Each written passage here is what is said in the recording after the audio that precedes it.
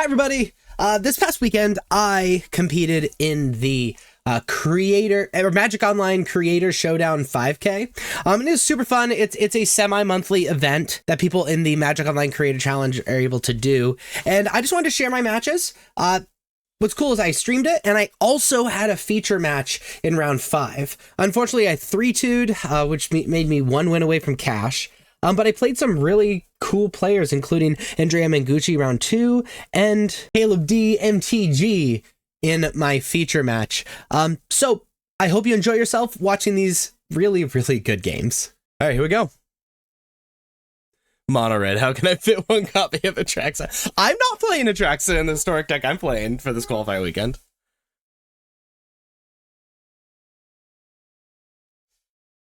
All right, here we go. Let's focus in. I've done 0 warm-up matches. Love that for myself. I'm just looking at their deck list. Yeah, it's just pretty straight up. No double green sucks. However, having the Elspeth Smite in my opening hand is sweet, so we're gonna keep this. Why are we playing Analyze the Pollen? So it's a 2 of, 1, it fixes mana. So I can grab the double green, you know, now that I say that. 1, it fixes mana, and then 2, we have a 1 of Atraxa in our deck.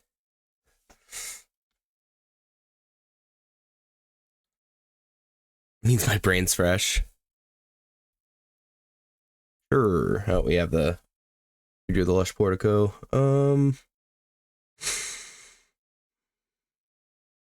Yeah. Casting something like Atraxa in standard? Holy crap.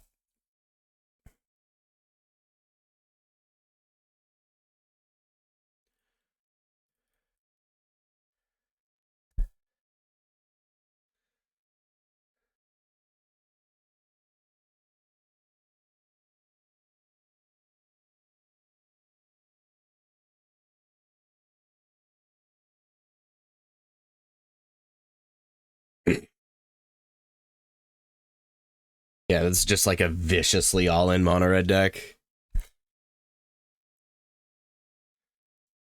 I respect it.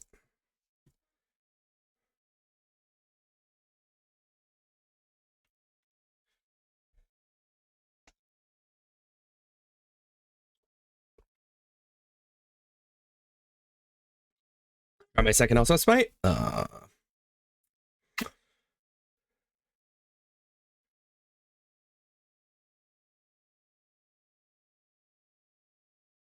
Wait for Atraxas or Sunfall to rotate out. Bro, it's gonna be so long. I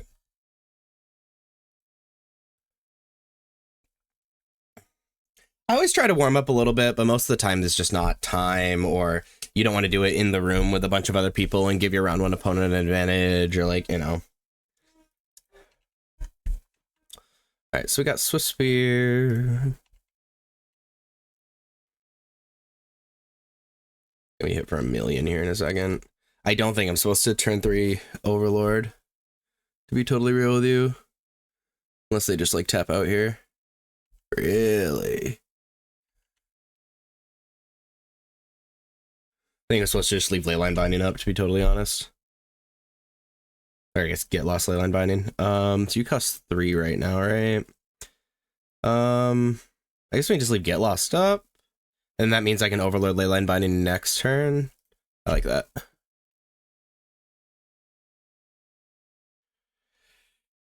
I think I have to ship it. Need interaction. Yeah, no, it's legit.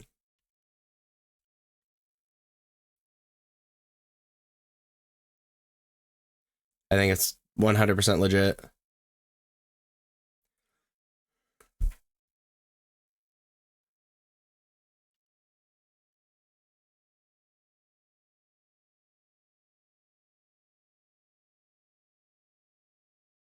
All right, we're just gonna let damage through because I don't want like them to like Monstrous Rage a different thing. Oh, here we go. Sure.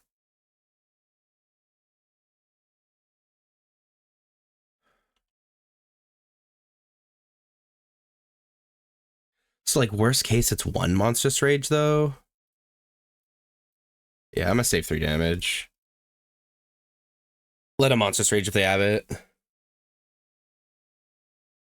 I don't think it's hemorrhaging that much damage. Also, we can't be double Monstrous Rage because of the Rockface Village, so that's nice. Sure, that's way better than the alternative.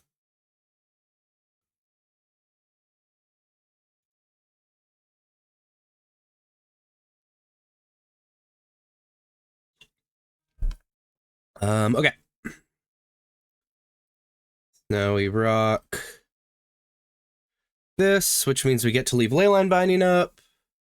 And then we still need to draw something pretty horribly.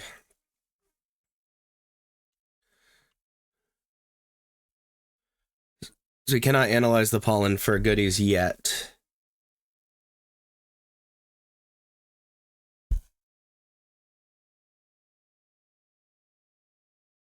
Gives trample and +1/+1. Is monster.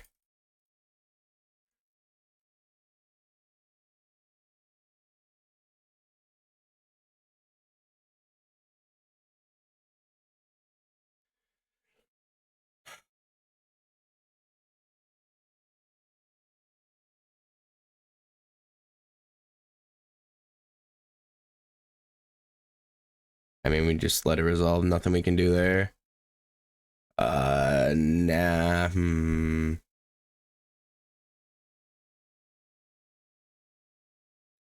Let's do this now.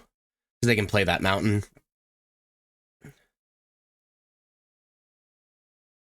You good, dude?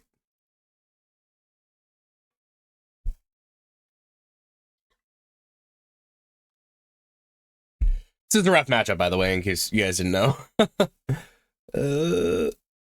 Here comes the Monstrous Rage. Oh no, oh my god. Okay, so they have a Soul Stone in their hand. It is a bad matchup. For sure, especially game 1. Ooh. That's so bad.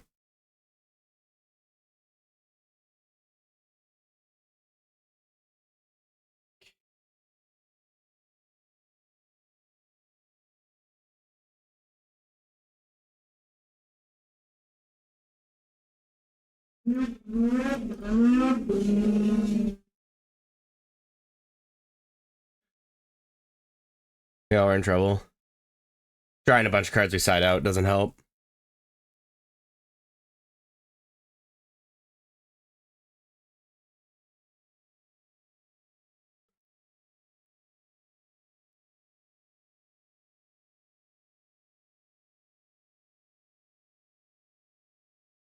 We're probably dead this turn.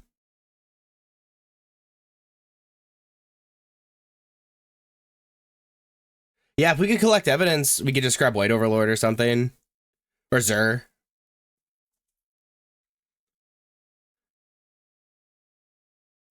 Well, that's why I played the Surveil land, is like if I was able to hit like something, put it in the graveyard, collect evidence, do it.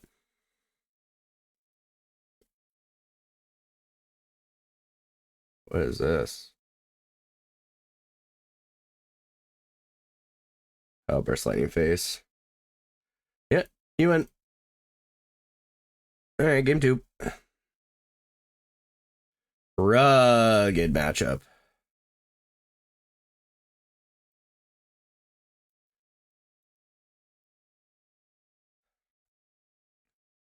We have a way better game 2 and 3, but ugh. Stealing game 1 is like really nice, actually.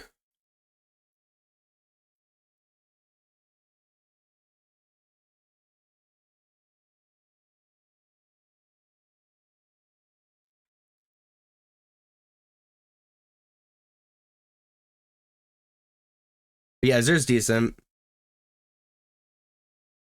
Pixie, no, I like the Pixie matchup.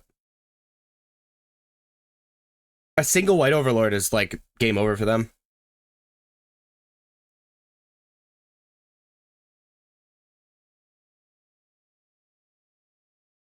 Alright, so they have 4 Sunspine links on their board. I think it's all that comes in, though. I think Case of the Crimson Pulse.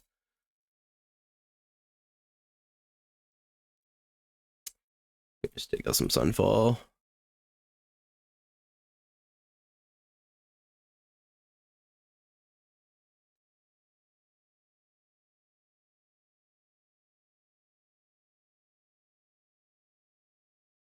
Nah, I'm not qualified for the PT.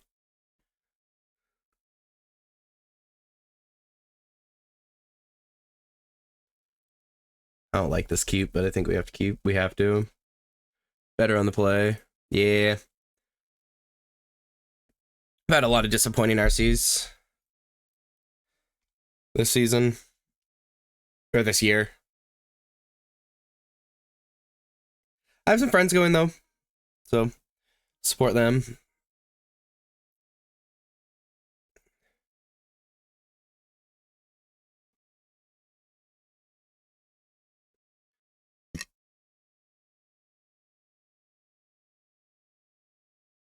In.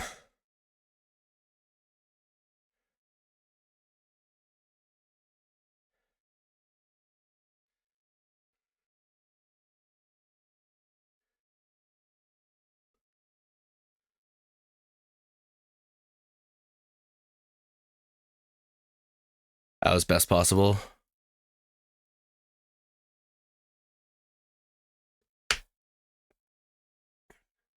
That was really good for me.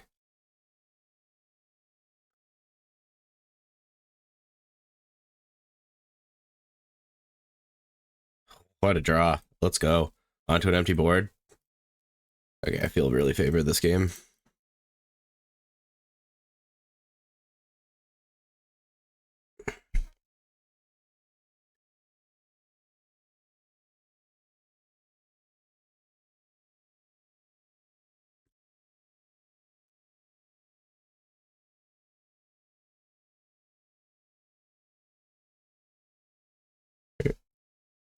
Shadowy Backstreet, and then we Beza to even draw a card, which is insane. Beza to gain life and draw. I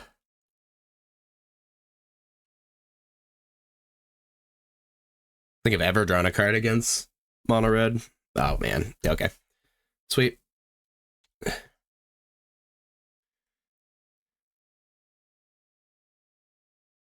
They must have had a rough keep.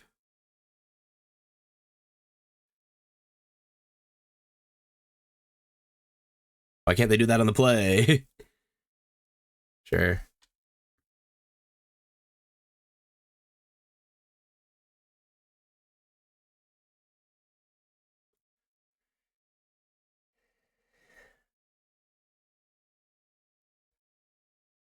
Even get the land.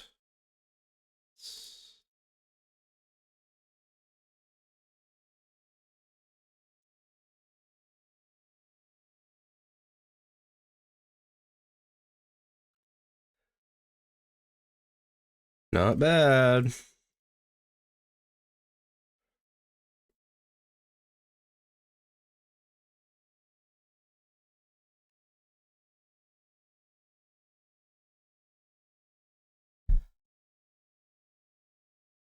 I have never played Balatro. Well, actually, I take that back. I've played like 15 minutes of it because I got hired to do an ad for it on TikTok. So I needed to know what I was talking about. But I haven't like sat really played. I plan on it though.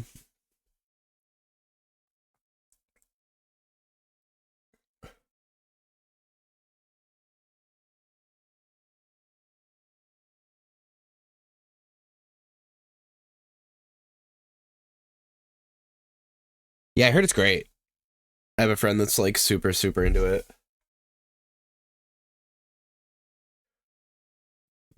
Yeah. Yeah.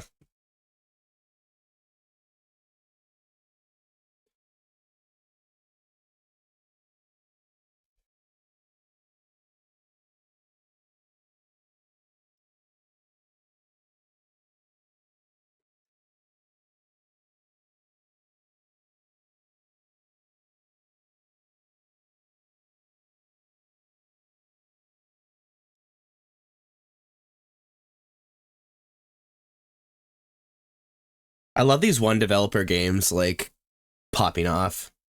It's like the coolest thing in the world.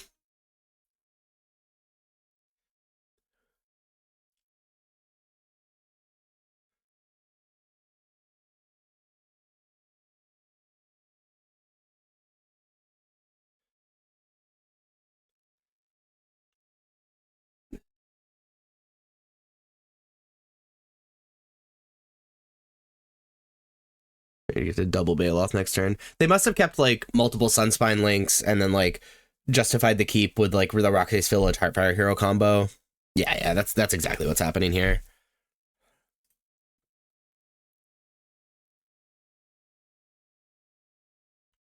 Are we not popping map tokens?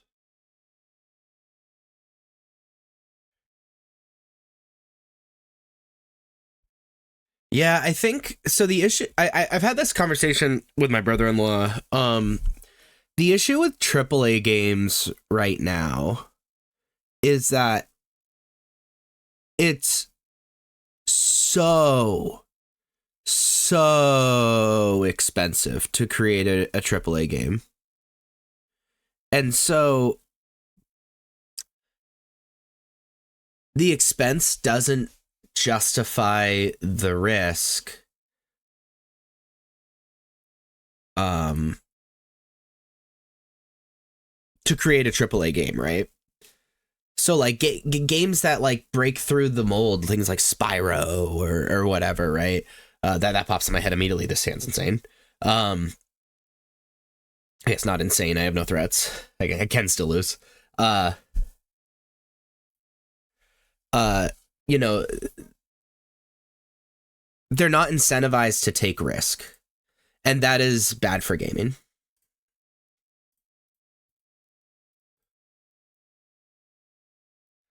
Because if they take the risk and then lose, the studio shuts down, you know, for most AAA games. Did you just keep 1 million Sunspine links again? What's going on?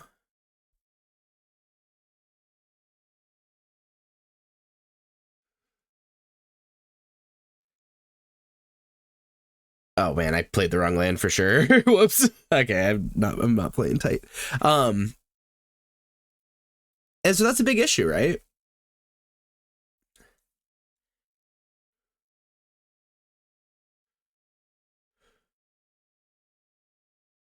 I'm going to Get Lost main phase so that they can't like burst lightning in response to. Keep that on top. So they can't burst lightning in response to make it so I can no longer gain life.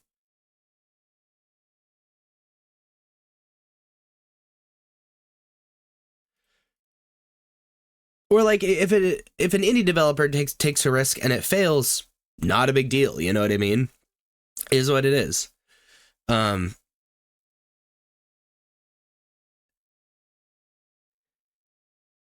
know, AAA studio takes a risk and it fails, like they don't have their jobs anymore, and that's like, it's tough, you know.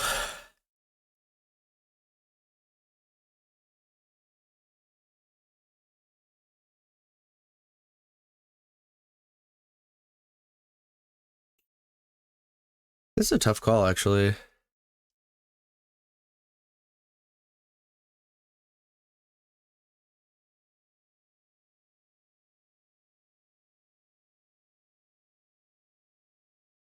I think I want to cast like an actual Overlord of the Hauntwoods. So I think I'm just gonna end step Herd Migration, untap Overlord. Nah, that doesn't make sense. Yeah, we'll just do this. Elspeth Smite's gonna do nothing. Take a bunch from Hired Claw, but if they follow up with another creature, I get to split up for tap creatures, which is sweet.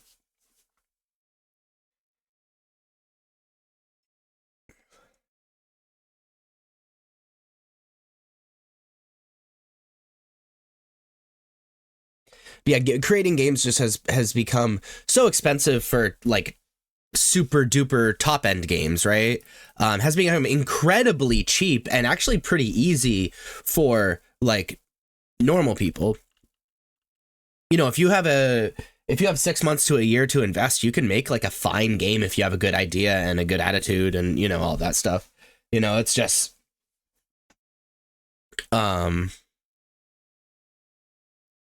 I don't know. I think it's possible that studios will start coming out with things like yeah,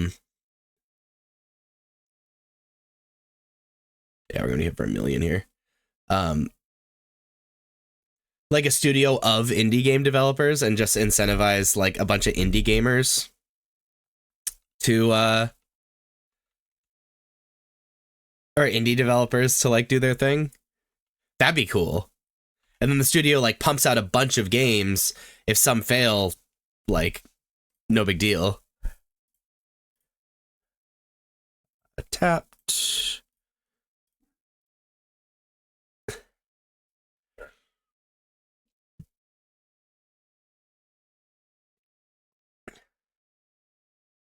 I'm a little incentivized to cycle this turn migration, but I really, really want to just draw a land and play it. I think I'm gonna do that. I'm not at any sort of risk, so it's fine.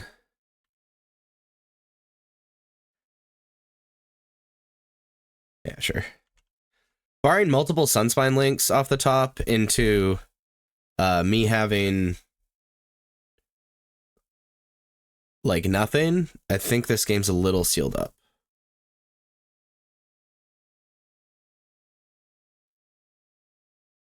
Well, summoning it. I do not gain life, actually.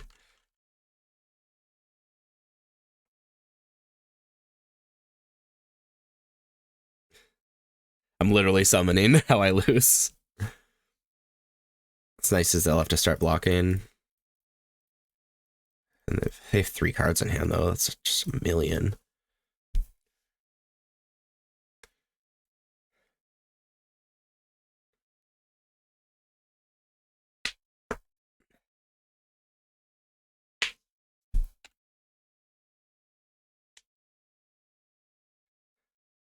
We don't follow up with a second Sunspine Links. I think we're a little okay.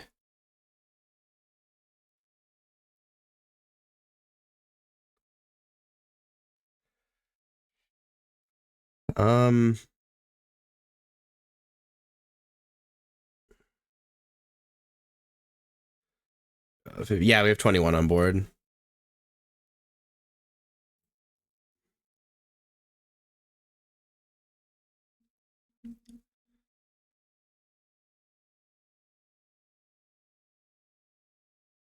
They probably have some number of Witchstalker Frenzy in hand, though. I don't expect to win this turn.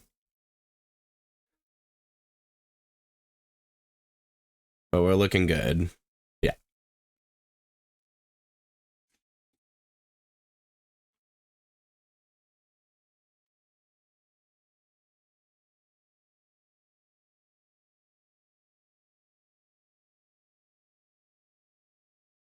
Yikes.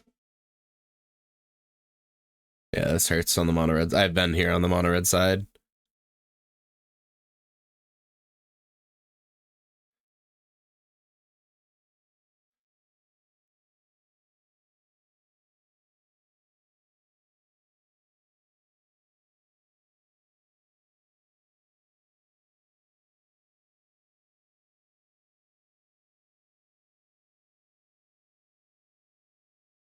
Yeah, this hurts. I respect the no concession, though. Nice. Good for me. Ooh. A little scary lost game 1, but winning the die roll is sweet.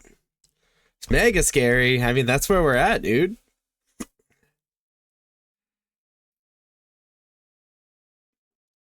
Tis the name of the game.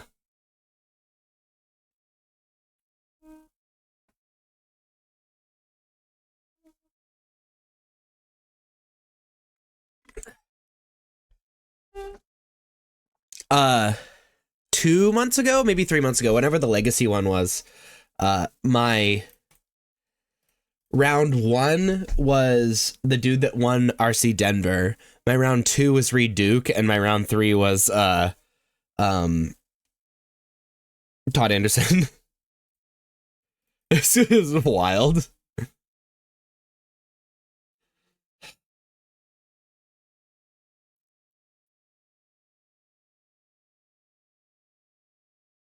I think I care more about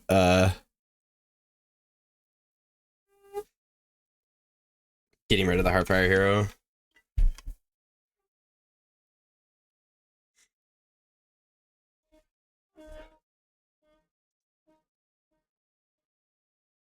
Yeah, it was rugged. Heck yeah, bud.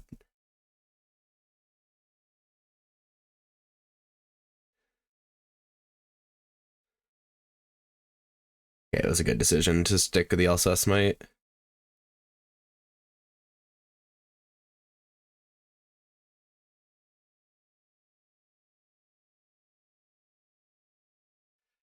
So if I play this, it costs 3. Yeah, we just... Opponent making heads-up plays. I mean, I don't know if I clearly had LSS Might, but the waiting is much much better for him, probably. I don't think Mengu would stream snipe.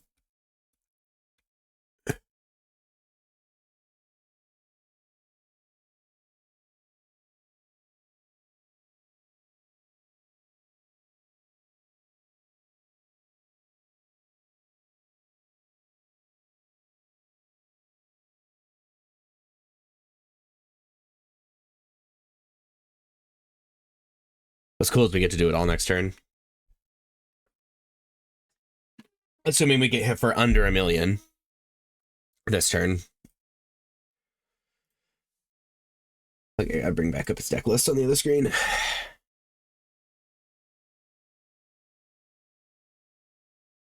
It's even better. What a draw. We're gonna stick to we can cast all our avatars. I'm gonna say human. Also scary.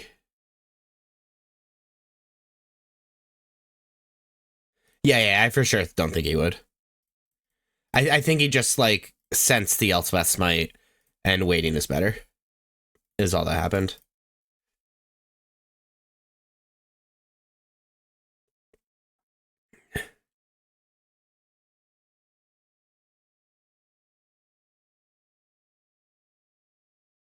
Hairclaw. Seems these. Okay, we'll surveil first.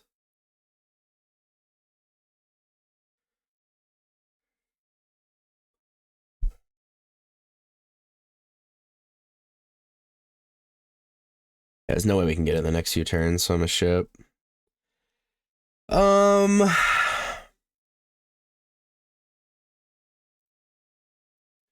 Play at least one of these beanstalks.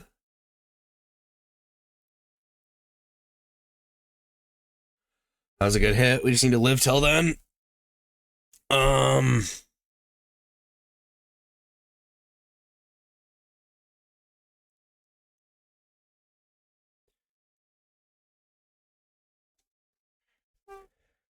Just pass.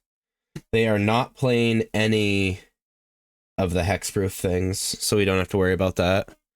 Again, it's open deckless, if I didn't say that before. Seek the Beast.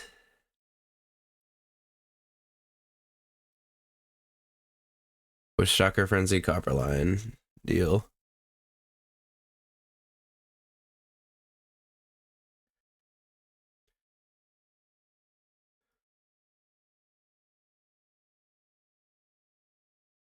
I think I'm lined up okay. If I was him, I would target...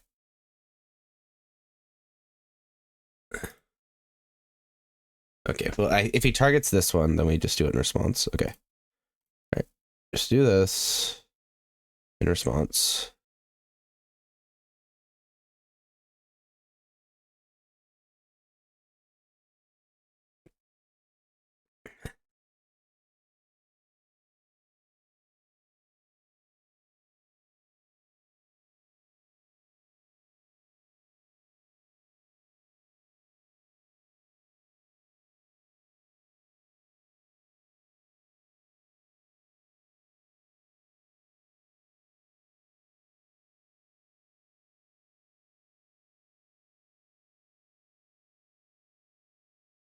I decide if I want to just chump block.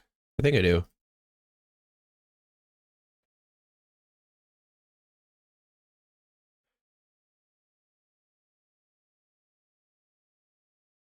I mean, if they want to just kill the Phyrexian, then it is what it is, you know?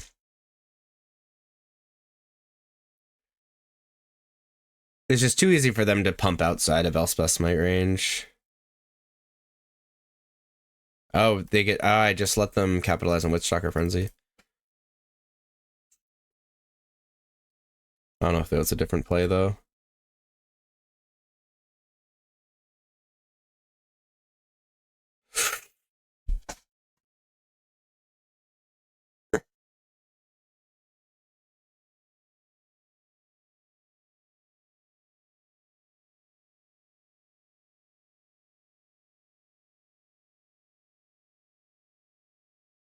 What a draw. What a fucking draw. Nice. All right, got game one. That was the important one. Game one was the important one. Okay. Pest Control, you're in. Bailiff, you're in. It's much better for me post-board.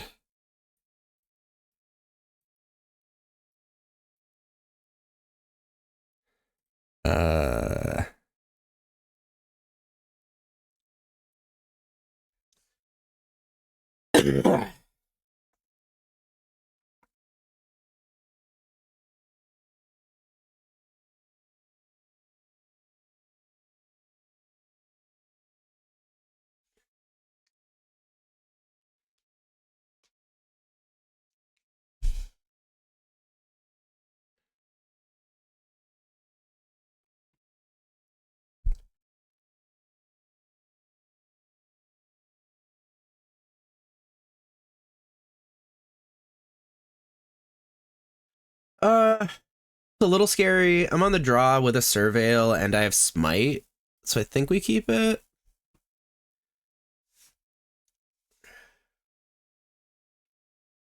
And if I just get lands off the top, it's a nut hand. Nice. Okay, it's less scary now. Yeah.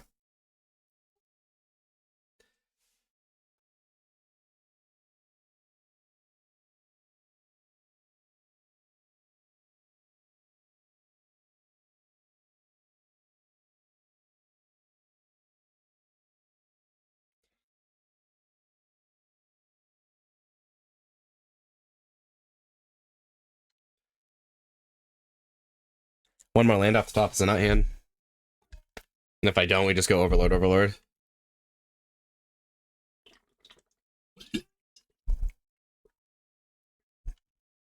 Really? No creatures. That's so good.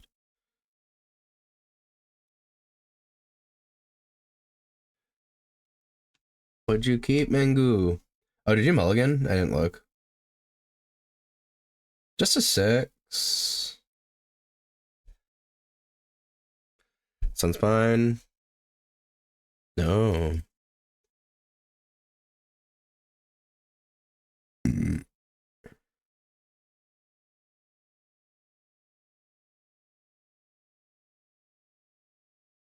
Untap land?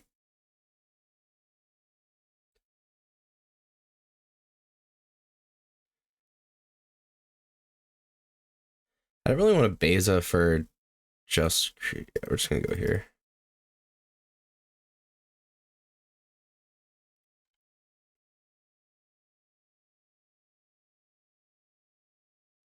Throw me an untap land.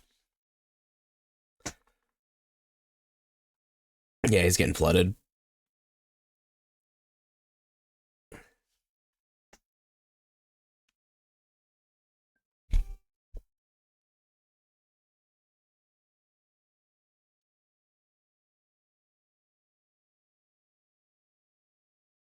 Coverage started watching. That's funny.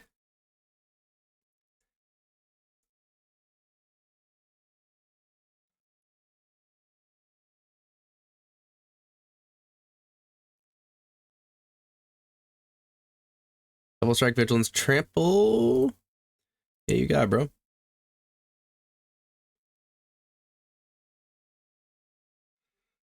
There's that.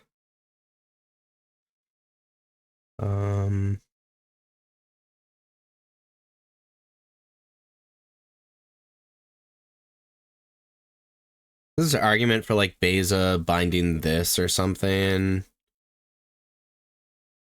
And just being patient with it.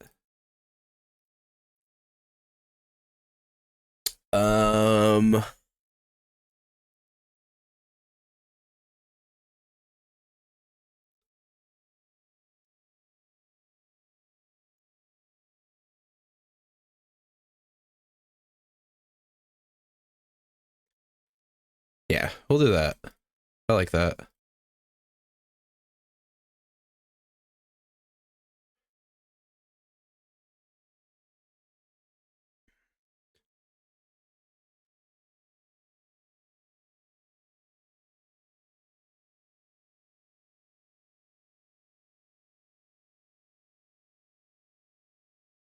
Removes the ward stuff. Also, like, man up Overlord jam, and then I have a lifelink blocker too next turn. I don't know what was correct that turn. That was actually a really hard turn. That was way harder than it looked.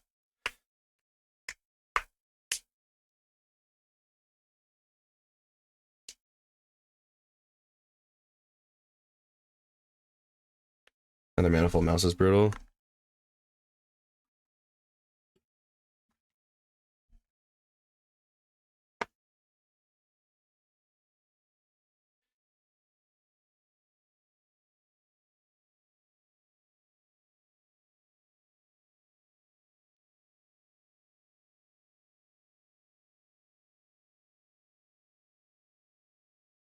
Triple double strike.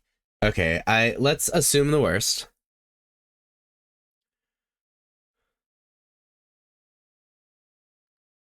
Oh, yikes.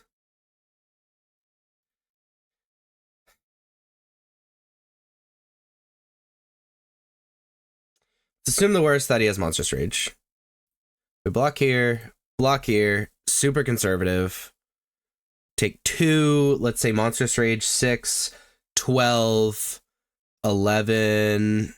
Okay, we're not dead. We're just gonna block like this. Conservative block. Next turn, we hopefully draw an untapped land so we can leave Elf's Fight up too. But we Plazer, we gain 7.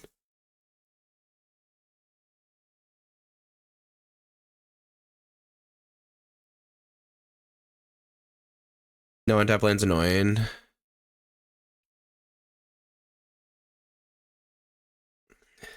Oops.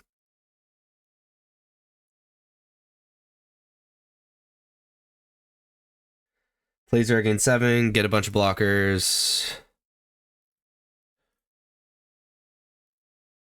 Might not be enough. They have another in their hand, that'd be rugged.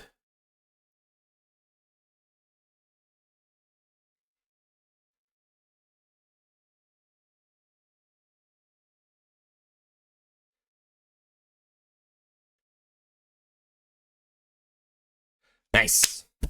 Cool. 2-0. Good for me. Domain. We're playing the Domain Mirror. That's exciting.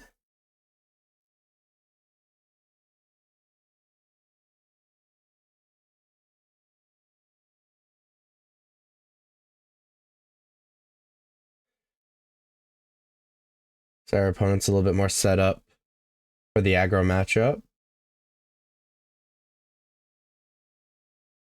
All right, here we go. All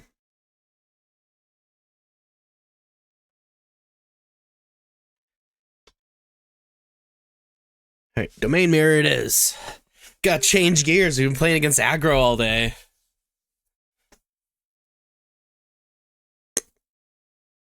I don't love it, but I think we keep.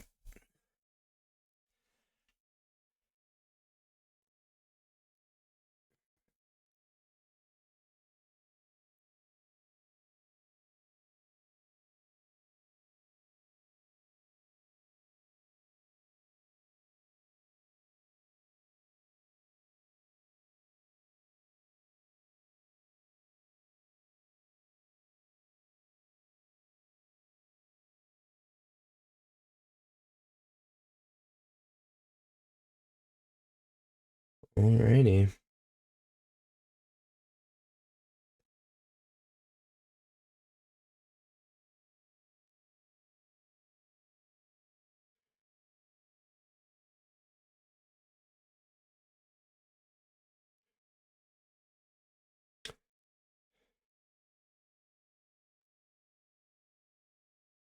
I'm going to top analyze the pollen. It's not good for the first few turns, but this domain mirror, especially game one, just goes a million years. And so Atraxane is pretty important. I need to bring up the deck list. Whoops. I'll see and make sure I play quick. This is one of those matchups that could for sure go to time, especially if game one's long. Ooh, they made the opposite decision as me.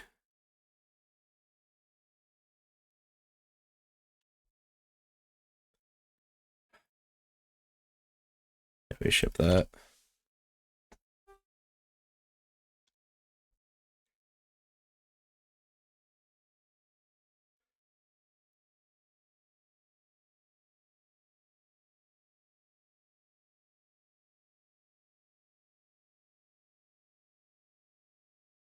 Nice slow start. Oh, okay.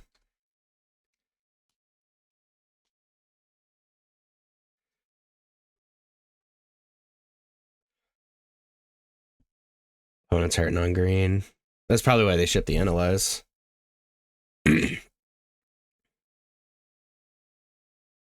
Oh my god. Opponent.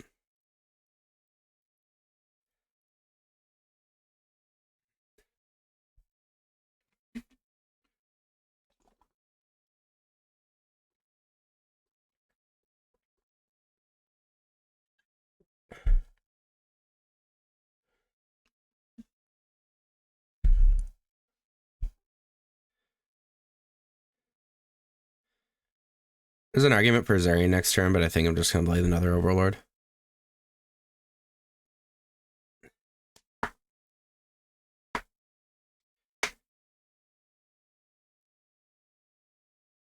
Unless they tap out for something, and then I think I'm supposed to Zeri.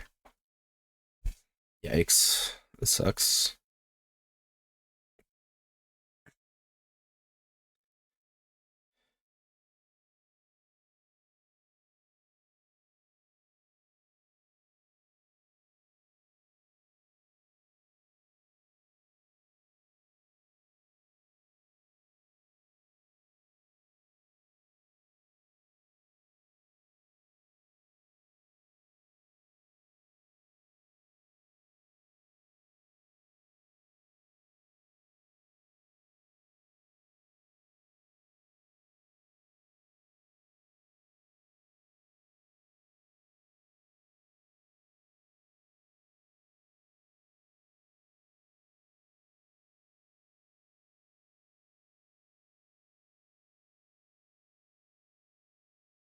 Can't even cast Leyline Binding. Like, get lost or bust. No, there's the green. Okay. Can we make it a game?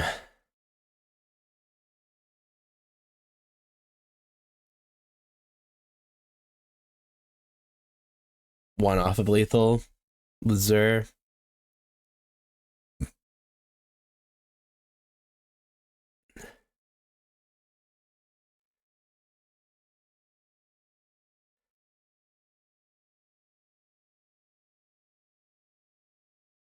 I go for it. Really bad against Sunfall.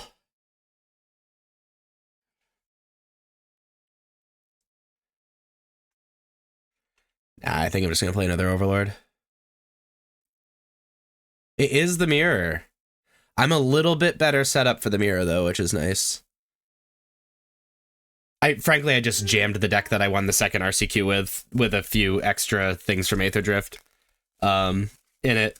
And I'm benefiting a little bit from Domain being popular at in my local scene.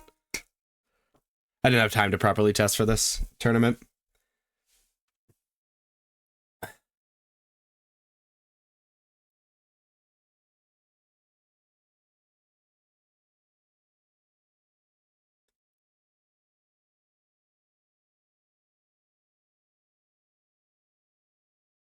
Holy moly, Radley. That's a lot, might I?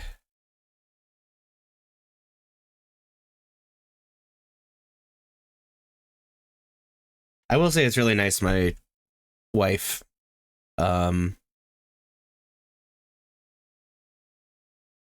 like doing the stay-at-home mom thing, so I can do the content creation thing. And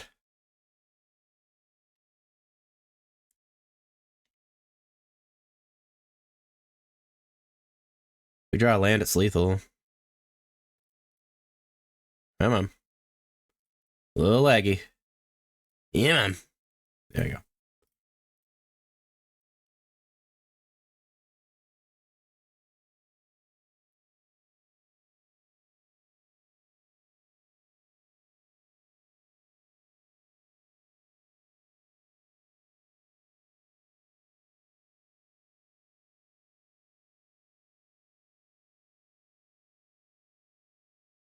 Nice.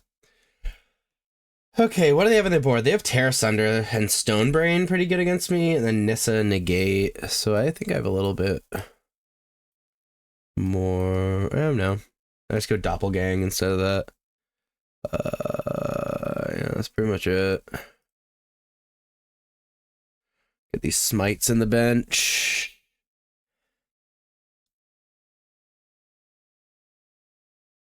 Sure, what else I want?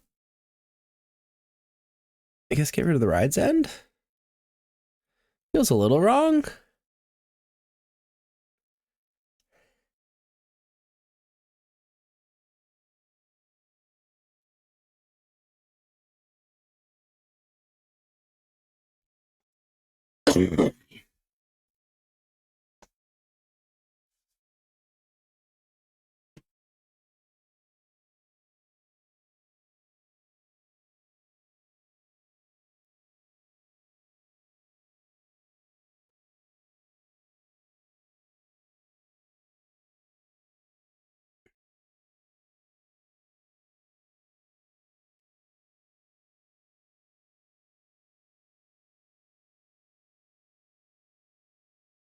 Trying to not go and surveil land hurts.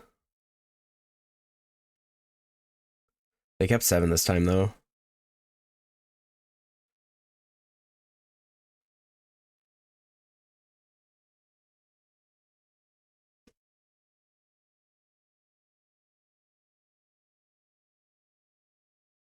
It's a good start.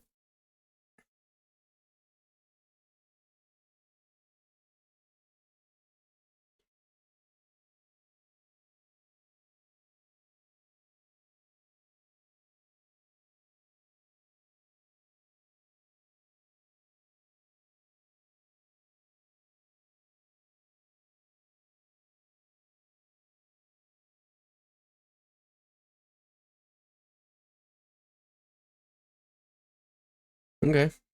This could be bad. For sure.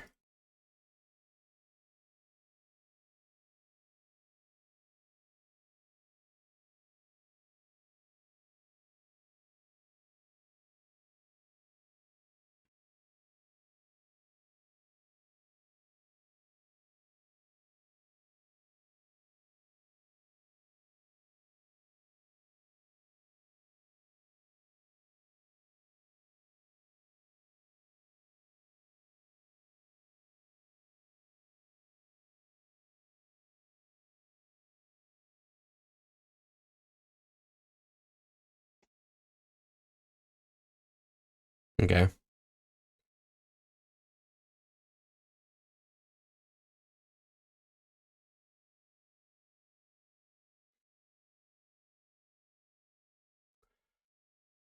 Do I go human? Yeah, we're going human. Beanstalk.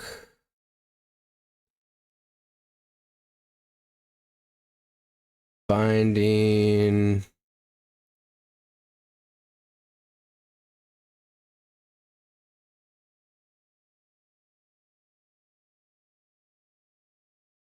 Another binding. We're about to take 1,000,000, but that's okay.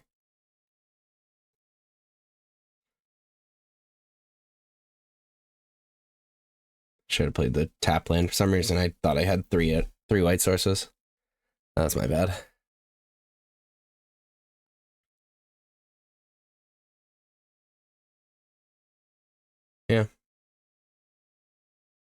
So that coming a little bit.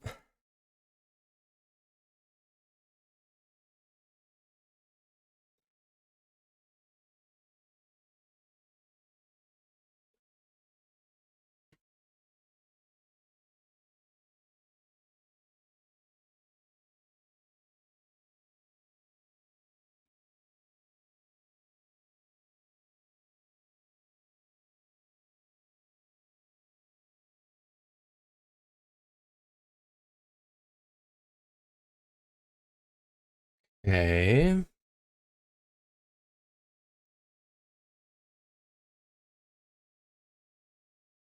gonna lead with this. So we really need to get rid of that up the beanstalk. Our migration's pretty hot.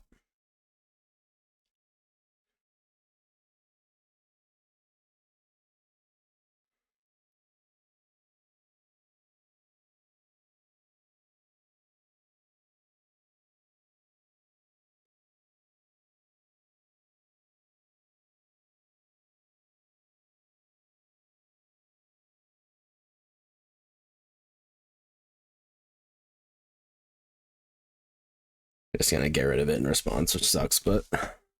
Ooh, no, interesting.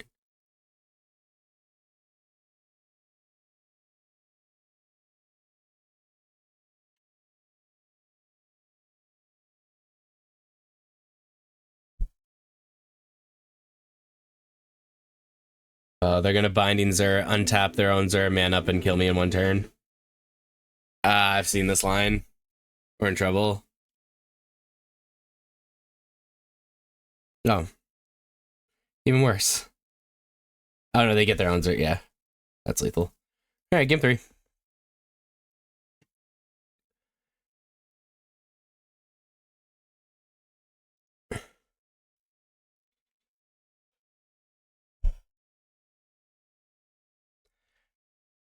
It's weird how it's just like, these decks do nothing forever, and then it's just explode million damage, you know?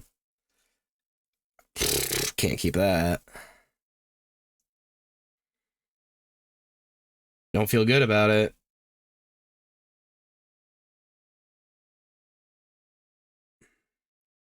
I'm all getting 6-2, so that's good.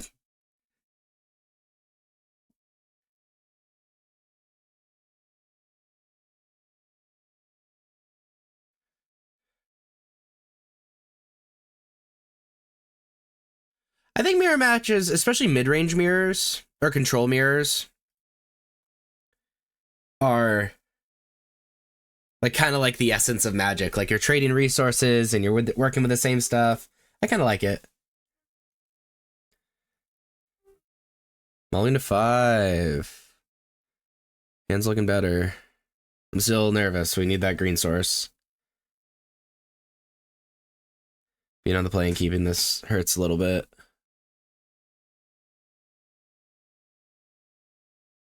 Gift Storm. Interesting. Ruby Storm not good enough?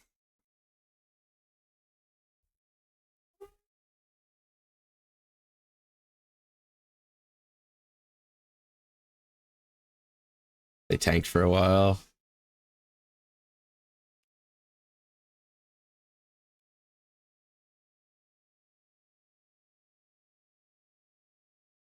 They topped. Oh, this is nerve-wracking. Really need a land. I can't be missing land drops. Untap green source or Cavern of Souls, please.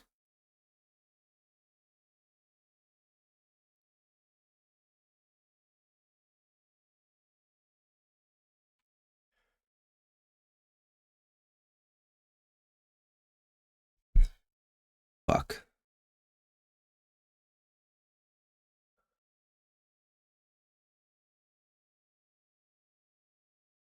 Fair enough, Jess.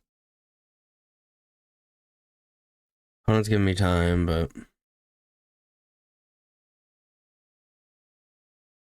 it's gonna get negated for sure. No, okay. Please.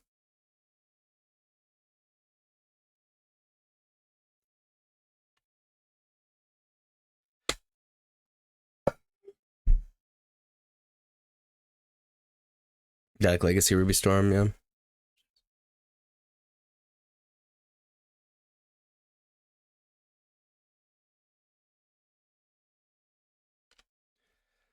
They only have 3 cards. And if Screw beats Flood.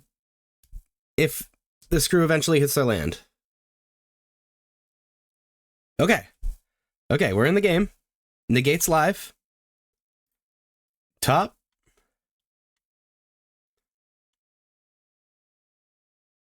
We're in the game.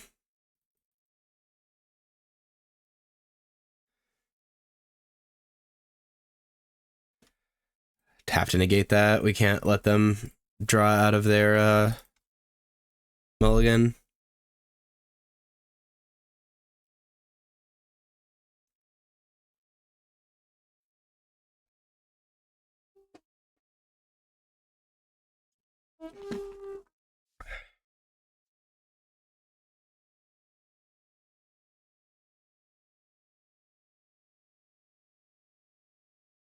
Okay.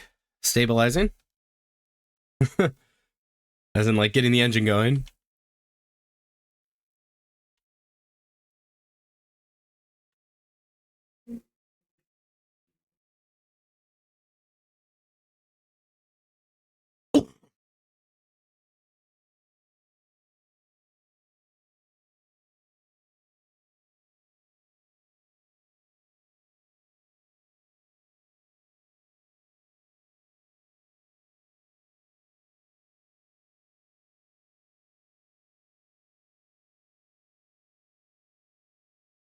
It's a little hard because it's like, this is supposed to be like a fun thing, but the winner gets over $1,000. Like, that's a lot of money for me.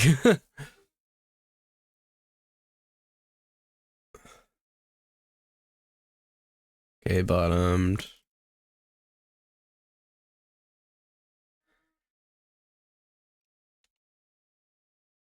Probably look to Sunfall next turn.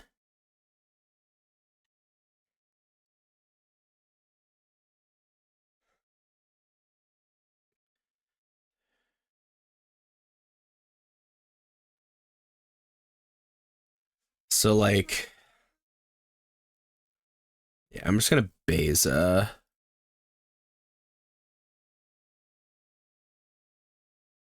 Beza, crap one of the map tokens, leave Leyline Binding up. Next turn, either Sunfall or Nissa.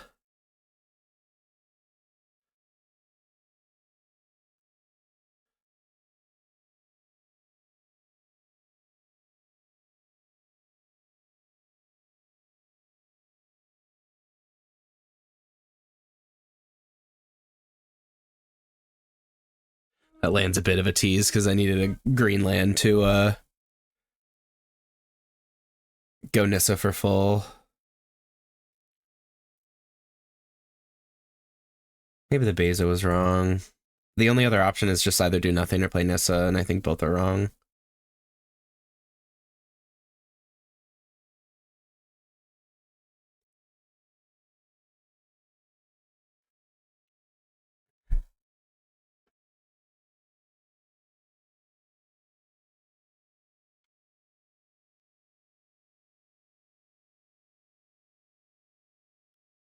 Just gonna Sunfall for $1 million.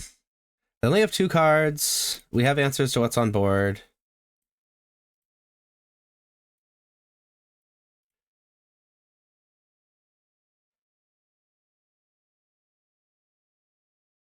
Actually, we can pop a map token too. Just see if we can filter our draw a little bit. Okay. The green's nice.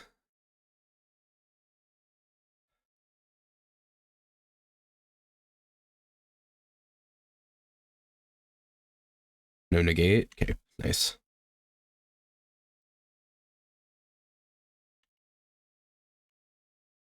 I guess the one actual downside to doing that map thing is means we can't man up the incubator.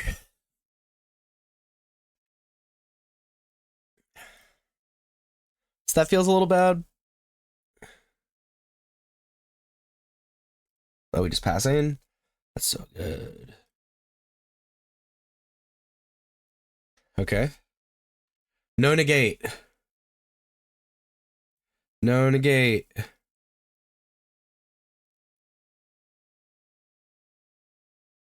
Four, five, six, seven. Okay.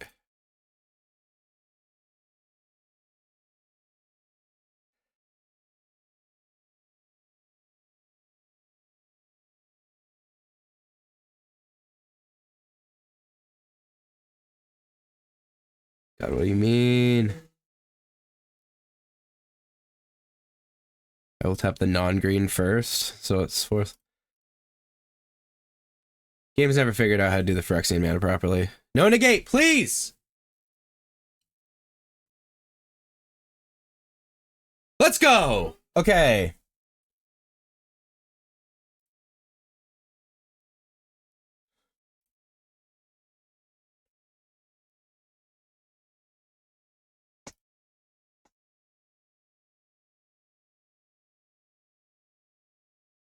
Oh, in case they have an answer, maybe I should have killed the White Overlord, because that was my plan with it anyway. I don't know.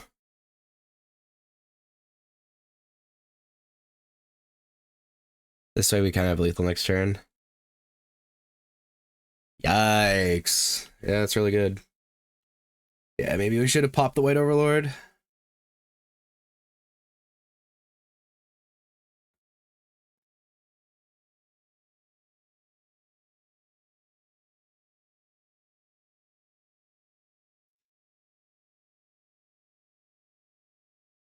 That's both Terra Sunders, though, right?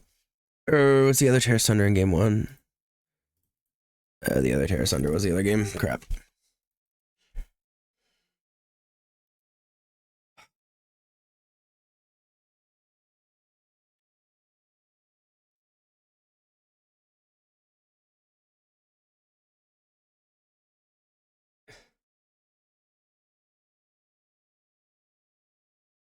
Okay.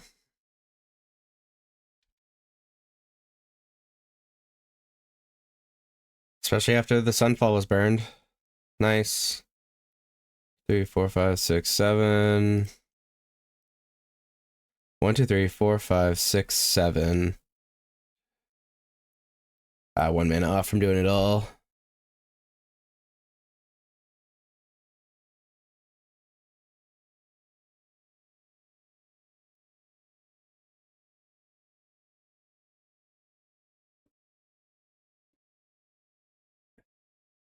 Because we still have to fear negate. I just want to deal some damage. And we'll be able to answer the Overlord on the attack. If they so choose to attack. And then we can get the other Overlord out of the way with Leyline Binding, maybe? Please don't have another Sunfall.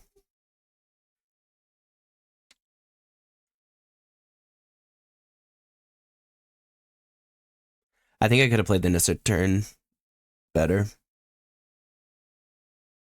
Hey, that's one major whiff I had.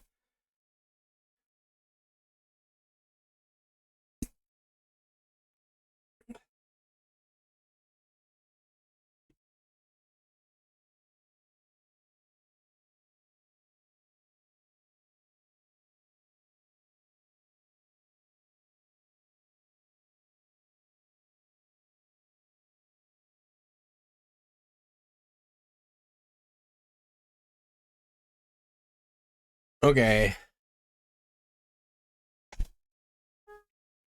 Yeah, as much as I want to just like do the high variance line, I think we just have to answer the Overlord.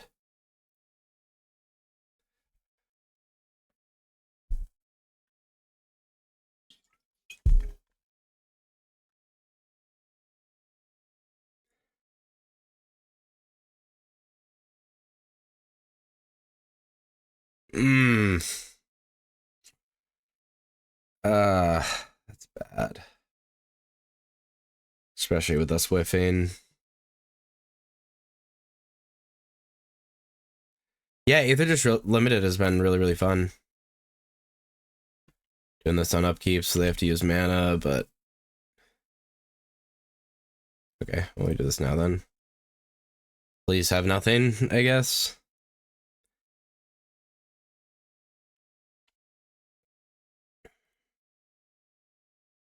Having an Overlord under a ley line is super bad. Because there's so many ways to deal with enchantments in this matchup. And then you get the end of the battlefield effect.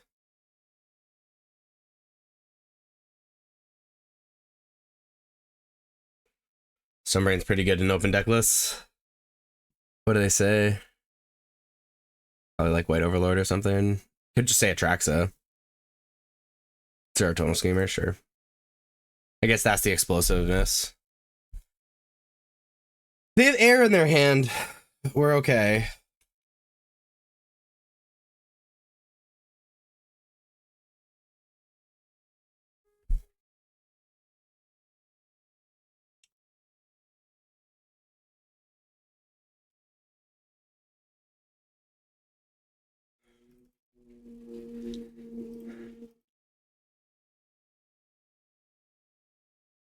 Atraxa, analyze the pollen. That's fine too. All right. We're back in the game, chat.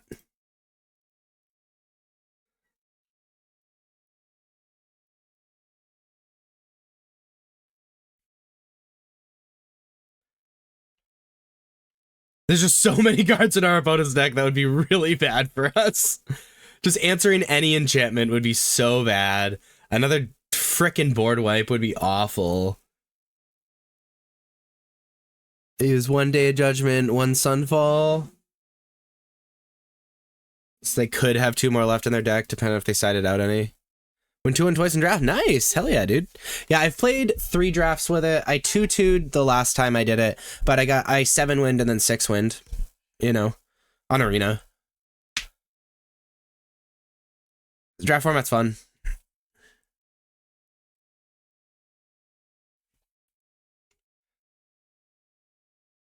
You don't play Arena, really? It's one of the cheapest ways to draft because it's just super easy to go infinite.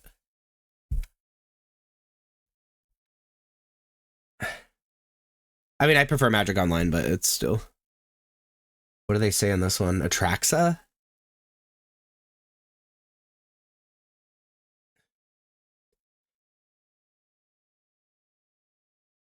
I mean, there's not a lot of game enders I could have, you know? And analyze the pollen into Atraxa or just Atraxa is just real bad. But it's also a one of. Hate Arena. Okay. I just like playing Magic. I don't even know what they say.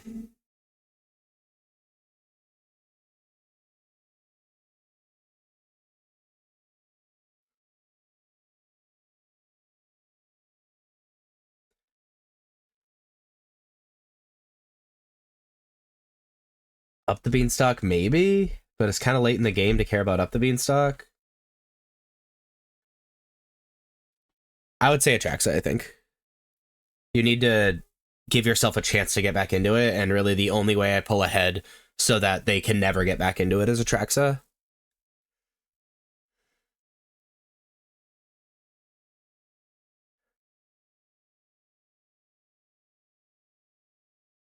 Oh, fair enough. I really like Hearthstone.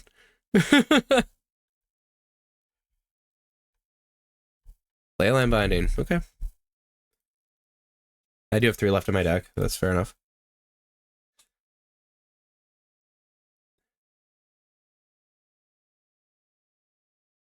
Okay. All right. Homie's Hellbent. And I have a better board.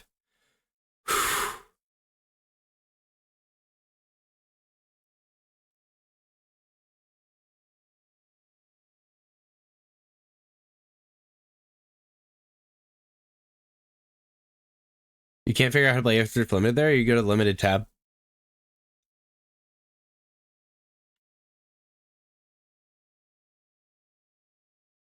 With 1 turn. Yes, okay. I get to Surveil, so it's unlikely for them to whiff again. They topped. Has to be a board wipe, right?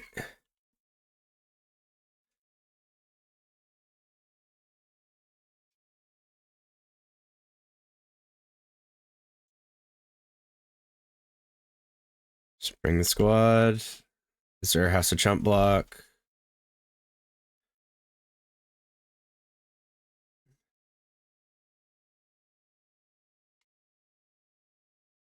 I think the only thing you top is a board wipe.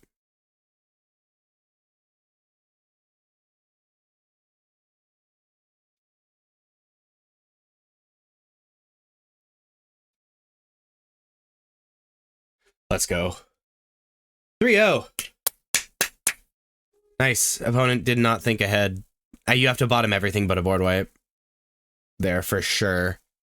For sure have to.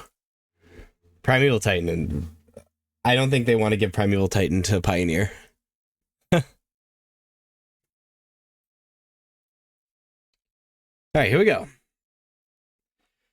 Yeah, we keep the sand. Getting out ahead of it without the beanstalk is important.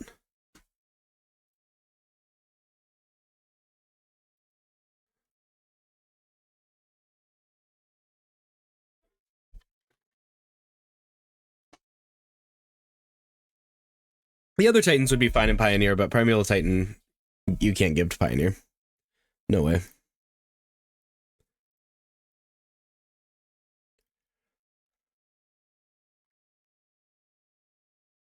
Just pre-ban Primeval, sure.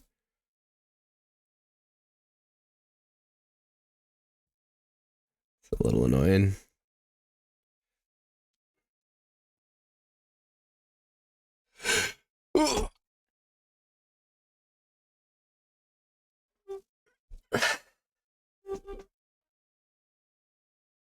Or we just hit it again.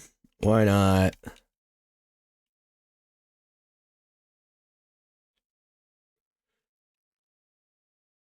Thoughtseize bug.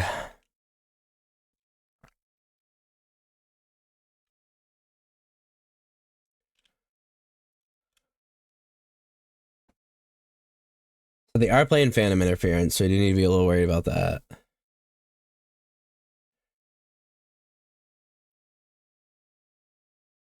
This is the endurance, the mid-range leaning one. We like that.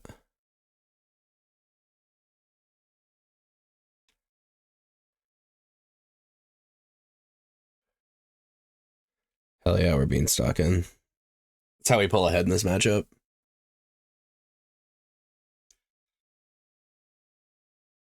I'm gonna play the untap land for the Phantom Interference. I'm just really afraid of it.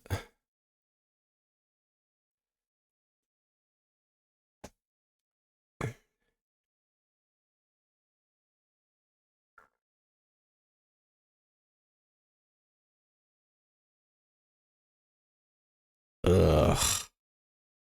That's so bad.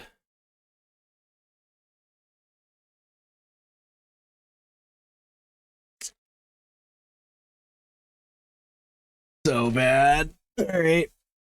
Okay.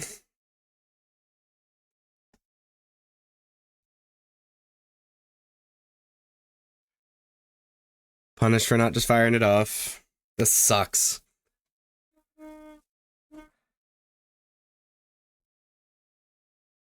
Sunfall off the top.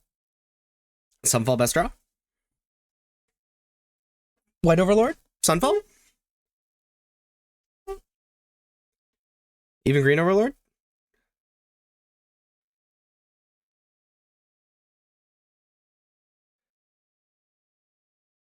I don't know if I want to call off my one time at 3-0.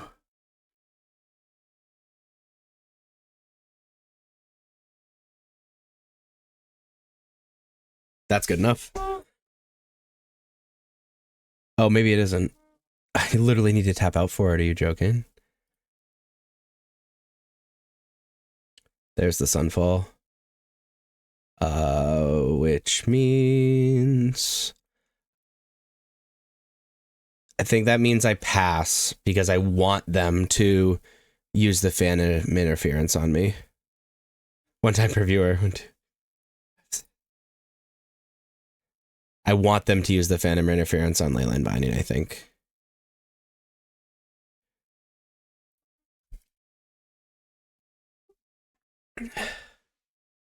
It's calling my one time.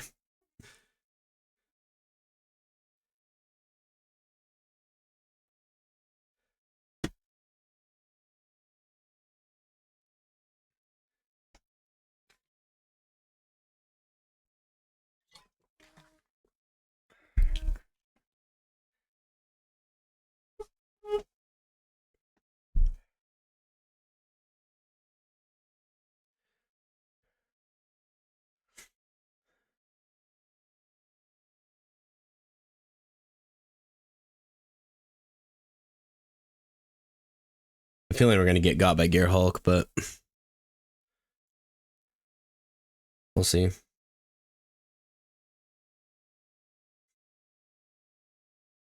Because this puts Sunfall in our hand. But they need an untapped colored source, though, to do that.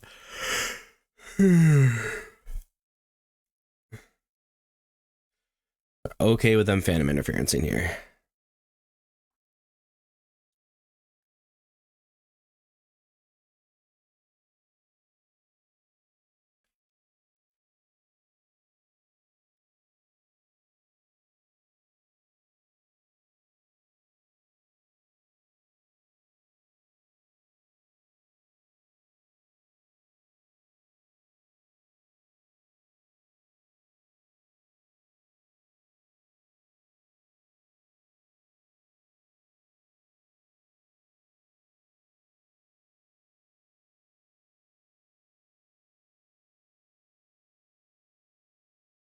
Well, I think they're just like in the tank because of I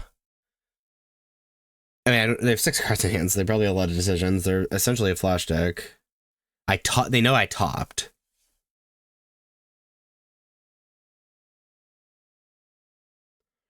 Just don't want to draw cards, especially if I'm going to wipe the board next turn.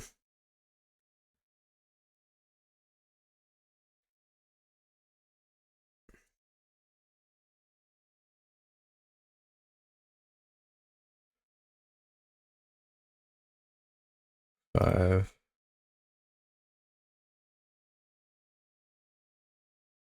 Well, let's see if they're a master.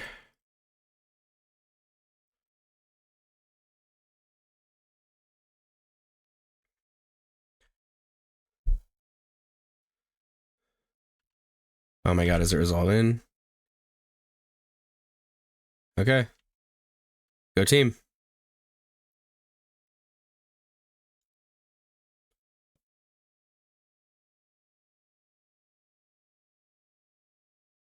They're only running 2, but still.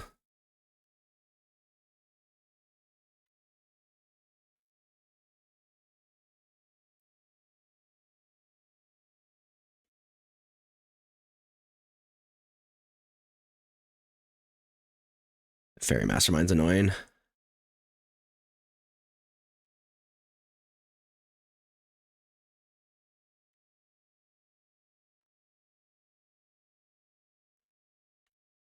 We still have not stabilized.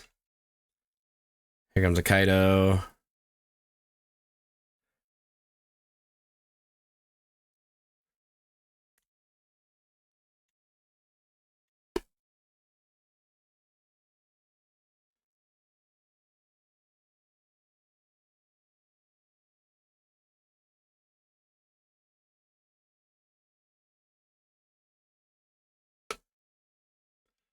Now Atraxa's a bad play. We're in trouble. For sure.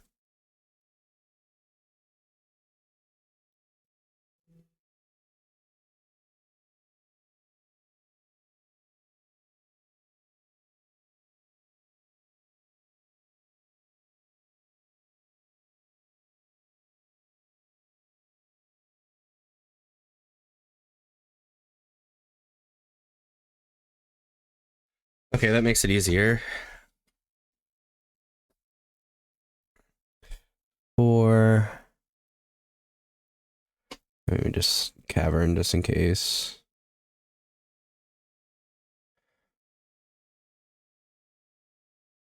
We're gonna Ride Send now.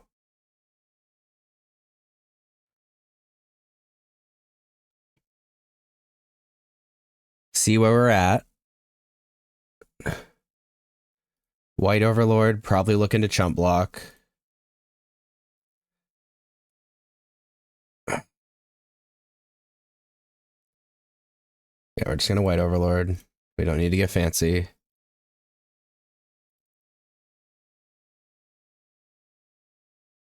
If they have double Flood Pits Drowner, this is bad though. They could. I don't want to Zur because they could have cut down and we don't gain life and then we just die. Yeah.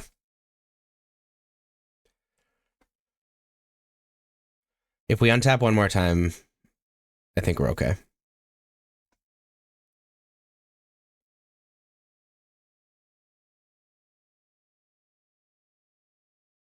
But we're double flood pits, John, are away from that not happening.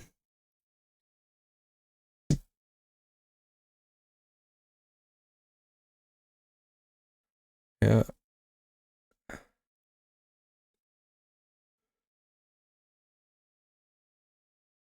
Or that. That's brutal.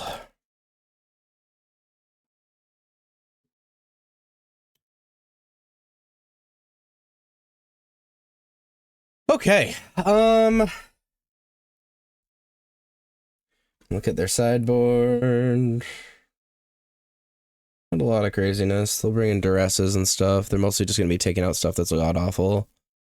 I guess we're a fan of Split Up. It's possible Elspeth Smite's good. It's possible we want Obstinate Baloth. I don't think this is a pest control deck. Definitely not Nissa. Definitely not Doppelgang.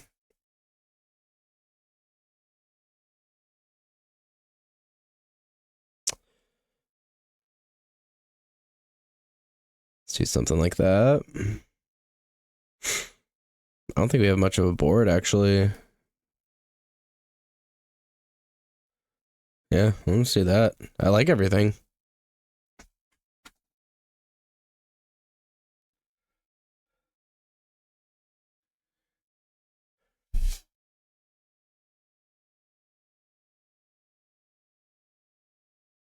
This hand is very good.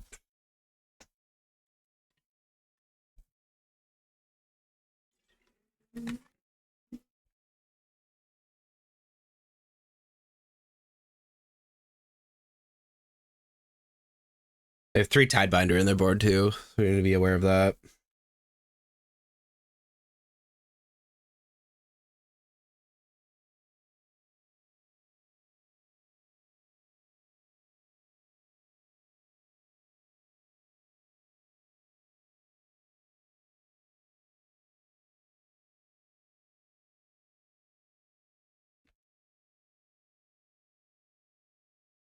Sure.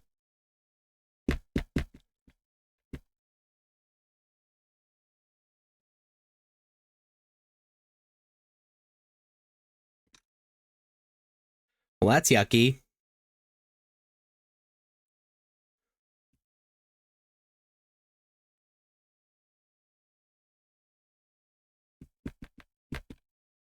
Hmm.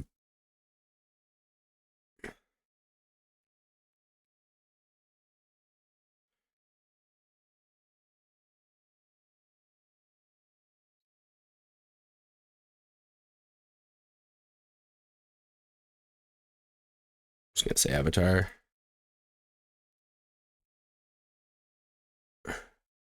I wish to cast my Overlord.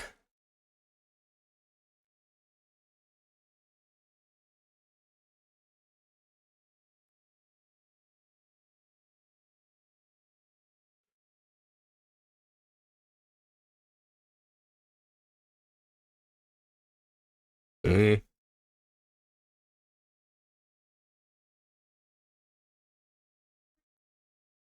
Turns on binding, too.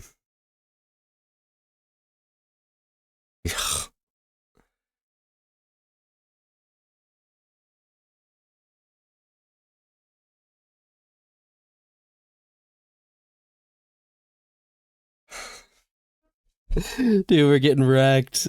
We're getting so wrecked. Oh, no.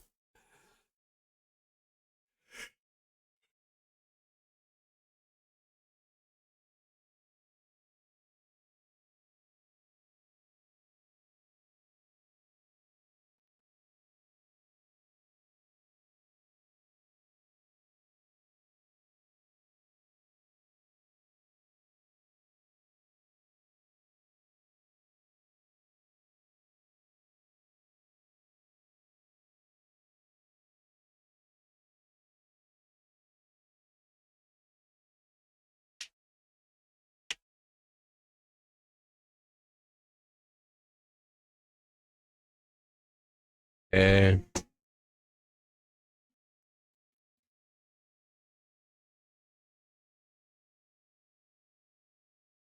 Just leaving it all for now.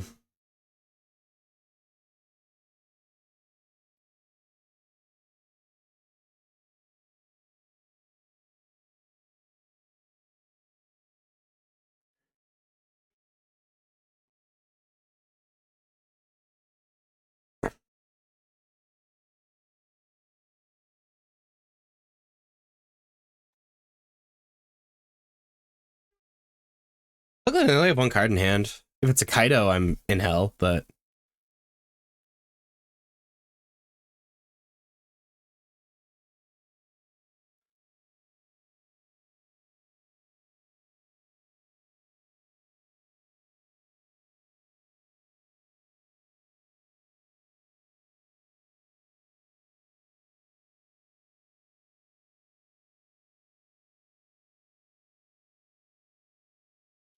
We'll just upkeep Leyline.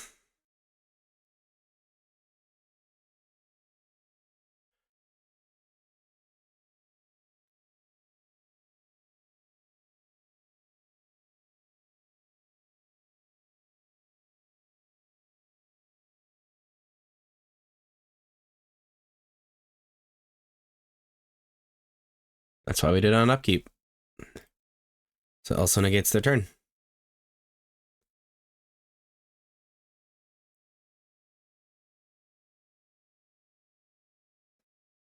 Fortunately, we're in a bit of a weird spot with the Zur. We can do this, though.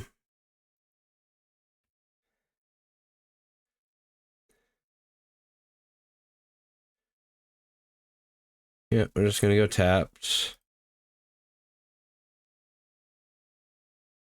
we can get our homies back.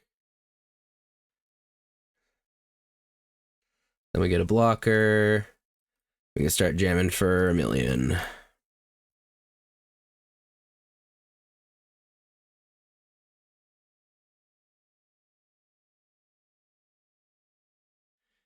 It's a little yikes.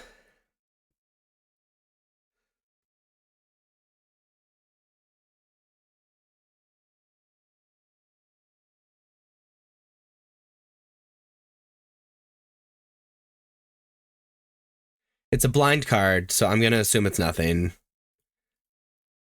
And we're just going to Zur him.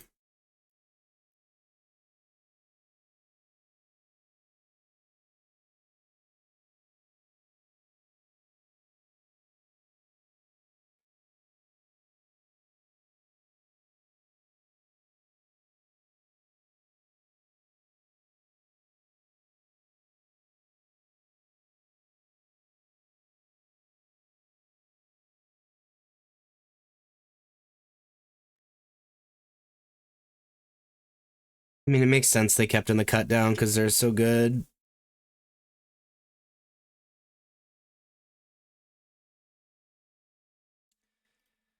That was a blind card, though. That's brutal. All right, so we have gotten word now that we have our match ready for round number 5, so we're going to go ahead and get into it. You know what? 15 times better is pretty gosh darn good. So ignore the overlay that we have right now. This is not Min versus Fire Shoes. This is instead, this is going to be Caleb, and Caleb's going to be taking on Ryan Botting in this one. And this is Insidious Roots versus Domain that we have in this matchup right now. And Caleb's the only player to bring Insidious Roots to this event. And you and I were talking about this this deck before the tournament, and I have to say right now that opening with Llanowar Elves, this just absolutely has to be the thing that you want to open with this deck. I mean, yeah, it's iconic in Magic's history, and it's just the best possible draw that you can have to start this off. You know, the Insidious Root deck definitely got a new toy with the New Dawn here of the Ketramos, the New Dawn, as it's just an incredible value engine for this deck, being able to, you know, whenever one of your cards is put into exile from the graveyard, you are just able to draw a card and lose a life. Combos very well with Scavenging Ooze, and you know, kind of just combos with really the rest of the deck here. So it's going to be fun to see this deck in action, as it's for sure not a deck that's on a lot of people's radar, you know, solidly out of the tier 1 list. Domain, on the other hand, is something that we see a lot of, and it's the classic strategy of ramp, get yourself a mana advantage, and then sweep the board over and over and over again and take over the game with Up the Beanstalk. Big mana, big spell, big thing. Exactly. That's my kind of strategy. Exactly. I love it. Now, I will say that I do love a deck like Insidious Roots, but I have historically performed just absolutely terribly with this kind of deck. Yeah. I feel like with Caleb's deck right now, this is a deck where you keep all sorts of opening hands. Mm-hmm. And what you're relying on right now is the threat of what your deck can do just simply when you untap. And so the question really becomes, how do you do that? And so your opponent's question is really, how do you pressure against that? And I really feel like the question is just always do as much as you can versus Caleb. Yeah. But that question always comes down to, well, sometimes does that mean responding to what Caleb does? Or does that mean just continuing to try to attack as much as you can? Yeah, and most of the time against this style of deck, if you can just deal with the creatures and bonus points, if you can exile them, it ends up being just incredible. So, I mean, the Sunfall's ready to go next turn, so unless Caleb has a really busted turn here, which with the Mold Tender, with this Planeswalker, you know, there is probably some things you can do. I'm, of course, not super familiar with this deck, as it's not a very common occurrence, but you know, if any deck can just absolutely pop off, it's going to be this Insidious Roots deck. But Caleb has to do it right now. Otherwise, all the creatures are getting exiled next turn. Look, I will say that one of the best ways I think you can respond to Sunfall, I think, is going to be to play Tivar and Insidious Roots. Like jamming a Sunwalker and an enchantment down versus someone who's going to Sunfall. It's not exactly the ideal situation, but if your opponent's going to exile all your stuff, if you can, you know, untap with 2 more permanents in play, I mean, you can't ask for much more. But I'd say from Caleb's perspective, really all he can do is go, well, if he's got it, he's got it. Exactly. And, you know, the deck always plays 4 of Sunfall. Sunfall is one of the best cards. And now Caleb having to start over and not having those creatures go to the graveyard to get exiled later seems like it's going to be too much to deal with, but we will see here for sure. It's just going Llanowar Elves here, not having the mana to cast the Ketramos, or the Thrill Seeker is kind of there, not necessarily to cast, but to combo and kind of be a finisher. But yeah, as it stands, I mean, 1 Sunfall here is just so devastating. Yeah, Caleb just having to commit as much support as he can. I think that Caleb, there's no holding back with it. If he's going to choose to hold stuff back, his deck's not going to be as powerful. If he's going to choose to commit and run into or sweep, it's going to be too much. I think there's really not much he can choose to do in a situation like that. And that's just the nature of the matchup. Yeah, the matchup does seem really like a bad matchup. It does seem rough. I mean, you know, here we're going to see Zur to just absolutely shut the door, you know. There's no time when you play Zur and like, oh, this might have an interesting effect on the game. It's like, no, the game ends immediately. Your opponent's attacking here for 18. And we're all done with game number 1. You know, Cold Snap Zur was a little bit different. Yeah. What was Cold Snap Zur? I did play during that time, but I don't remember. You fetched like an aura from your deck, essentially. Okay. You went and got like a 3-cost enchantment, but basically it was essentially fetch an aura. Yeah, a much more reasonable ability here. I feel like this Zur really just, it's so absurd in this It is deck. pretty insane. I mean, this was a little ridiculous. Yeah. So good with the Overlords, I must say. They were a match made in heaven. Yeah, this is just absolutely incredible to watch this Domain deck in action when it has the right matchup. Now, when it doesn't have the right matchup, you're going to look at the deck and go, why would anyone play this? Yeah.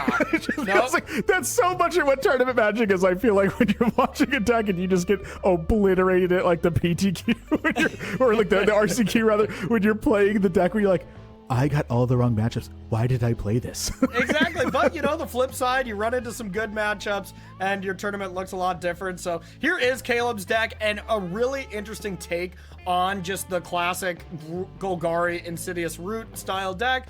Being able to, you can tell he definitely put a lot of thought into this. So being able to have the new busted Orzhov God, Ketramos, the new Dawn, with the Valdarian Seeker, Thrill Seeker, Agatha's Soul Cauldron combo. This looks a lot better to me, as it has some actual powerful cards instead of just all cards that synergize. That being said, I'm not seeing any kind of counterplay to Sunfall, not even playing Duress.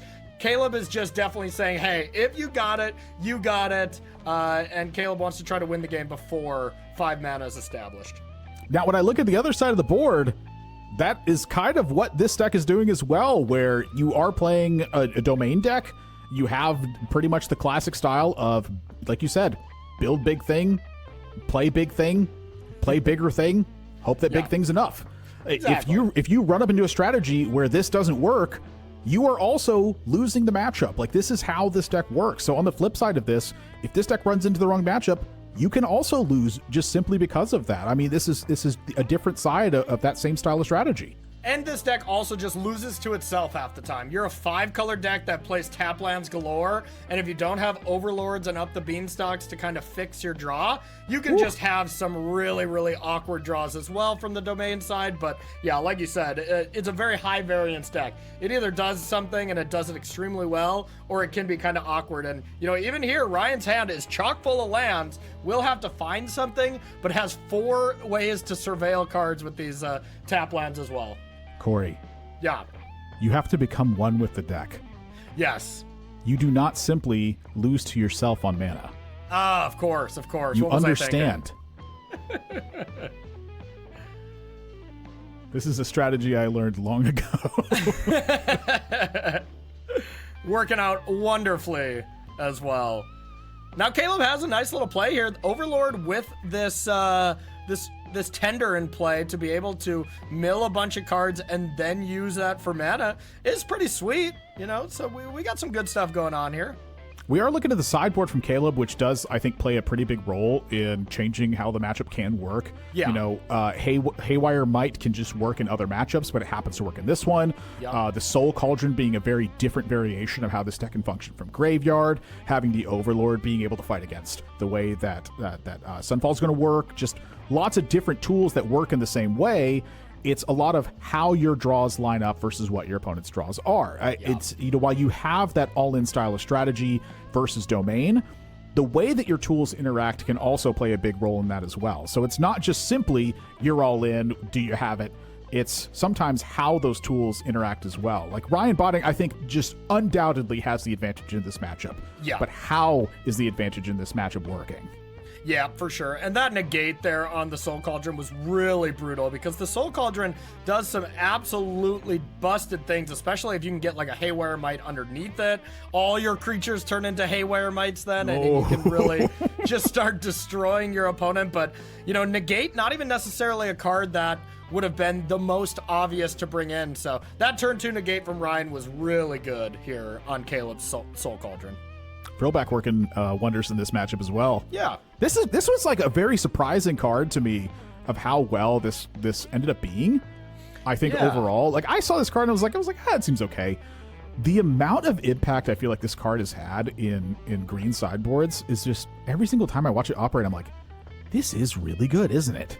Yeah, it's a little expensive, but man, it does so many different things. Being able to blow up enchantments or eat graveyards, those are kind of the major ones. Gaining life can also be relevant against Gruul decks, so it is that kind of card that's just solid against everything.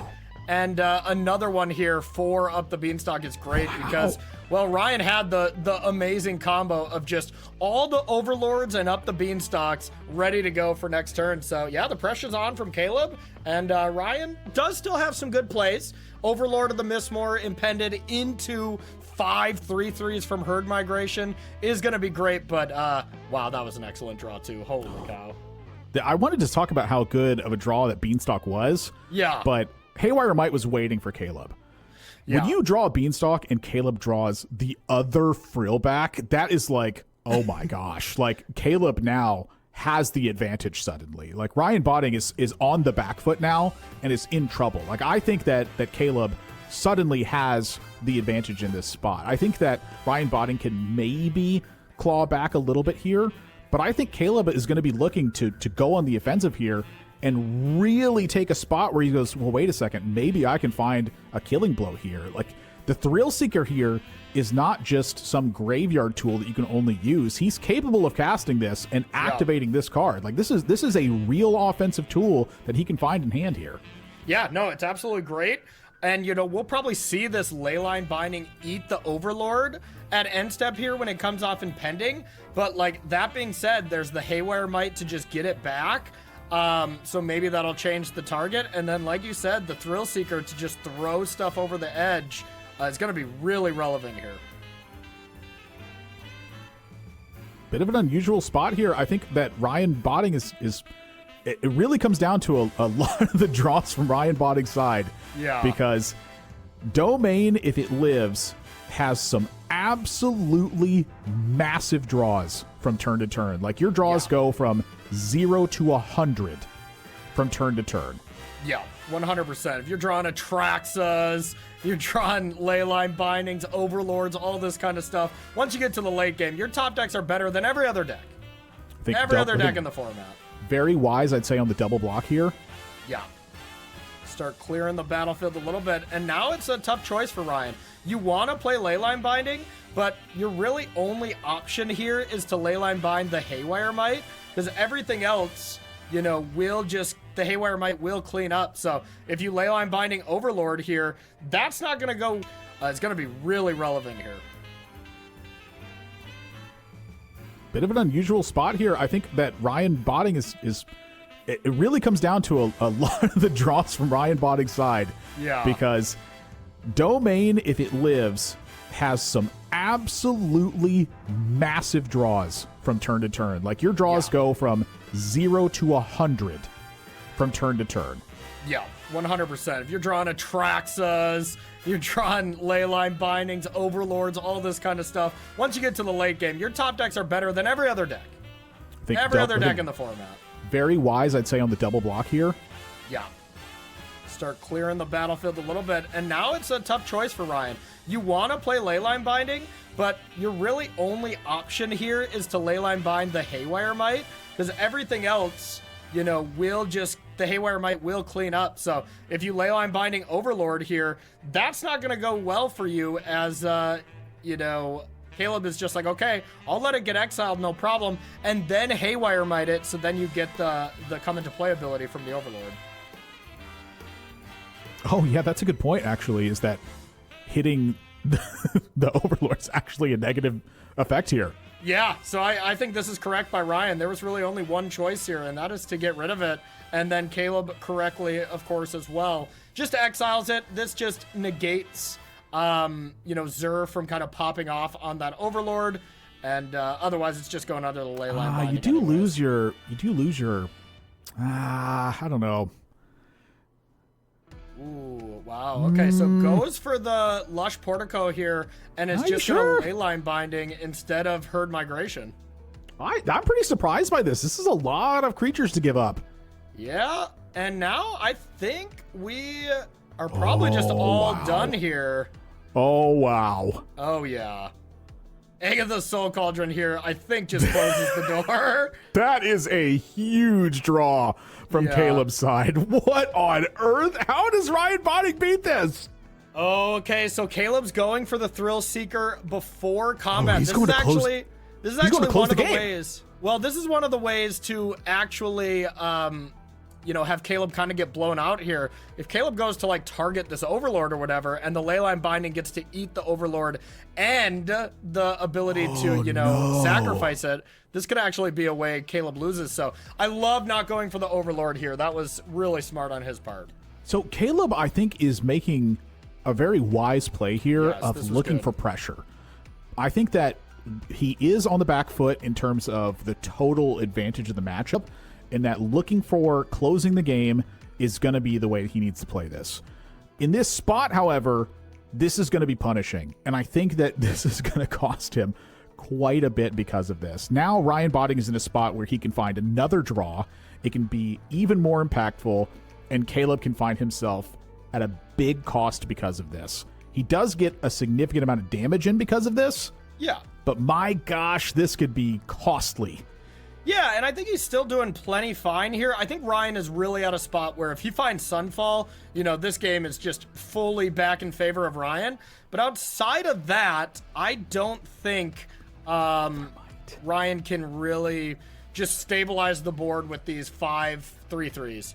Because right now, Caleb has the ability to sack the Thrill Seeker, deal 1 upstairs to Ryan, and then if Herd Migration gets cast, all Caleb has to do is exit the Soul Cauldron, target basically anything, and exile the Thrill Seeker, and then throw that creature at Ryan's face for the win.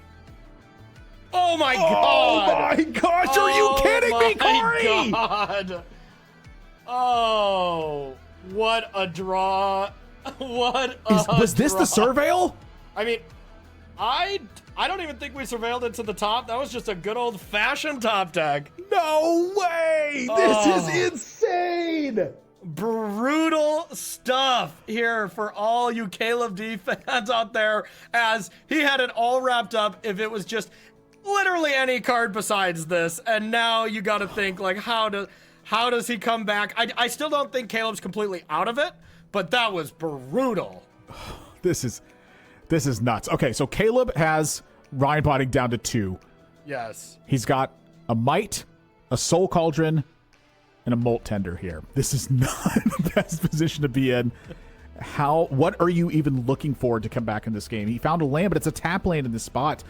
He's got to hold this Cauldron until this is like a killing blow style of play. Like, where does he find this from? This is such a tight little spot that he's in. Like, I don't know if he gets back from this. So the one play that Caleb is lining up here is at Ryan's end step, or at some point is able to Haywire Might the Leyline Binding, get the Frillback back, and use the ability on the Frillback, can destroy an artifact enchantment, gain life, exile, whatever, what have you.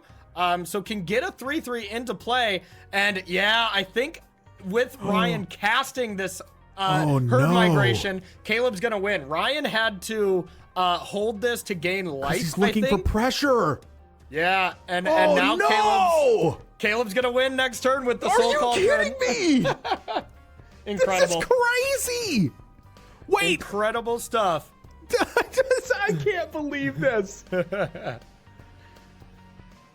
So didn't sack the Haywire Might, but really doesn't matter because you do get the 2 damage here. This is enough.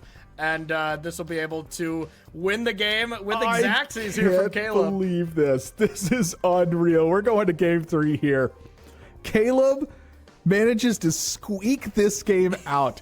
And this is this is the difference in playing counter disruption to this, is having these little enchantment destructions are countering these ley lines.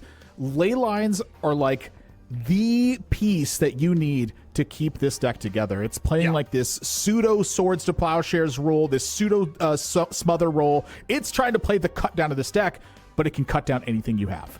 Yeah, and that the tool is so powerful for making sure that you suddenly are on the back foot of pressure. When that happens, that's where this deck finds its footing and it catapults itself ahead. Caleb having that Haywire Might is the difference in this game, and it's able to absolutely find a win in this one. What an absolutely ridiculous comeback. Yeah, that was a sweet game. I mean, Sunfall was the only thing that kept Ryan in the game whatsoever.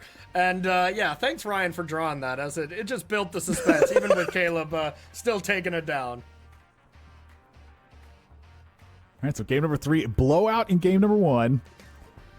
A super tight game number 2. And my gosh, I am looking at this hand in Ryan Botting from game number 3. I am worried. Yeah, it's nothing special. You know, I mean, really, Ryan's whole deck is tied together by the green Overlord. Like, if that's off the top, this hand's perfect. Oh, my God. Oh, my God. Corey, you got to stop saying the cards. I'm just caster cursing, Caleb. I'm sorry, buddy. As, I mean, this is insane. Now you turn on the Leyline Binding for 1 mana instead of it costing 4. The Overlords are online. Sunfall's online. Yeah, you know, Caleb's going to draw Show and Tell. You know, maybe Emrakul off the top. That could get something done here in a second. Yeah. Wow. I mean, that being said, this Soul Cauldron Ketramos combo is sweet. Just even being able to exile a land, it doesn't have to be a creature, is incredible. Now, it will be short-lived, as this Leyline Binding can clean it up right away, and you can impend the Overlord if you want. A lot of options here from Ryan, but I think if I was in Ryan's seat, step one, I'm breaking up this combo as... oh, yeah. Yeah. I mean, that being said, there are plenty of ways to get this Ketramos back underneath the Leyline, and Caleb has a lot of them. So, you know, there might have even been some thought to just Sunfalling here, even though, of course, it looks like some bad value. Because that Ketramos is coming back thanks to Haywire Might.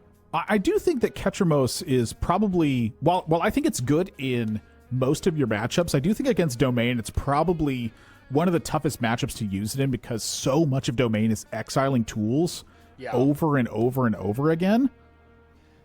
Yeah, and because of that, true, Ketramos, it's like it's tough to get a bunch of tools in your graveyard because of it. And that's where I feel like Haywire Might ends up being so powerful, is that it lets you do something right away to make sure that you just have stuff in your graveyard for when this tool becomes active.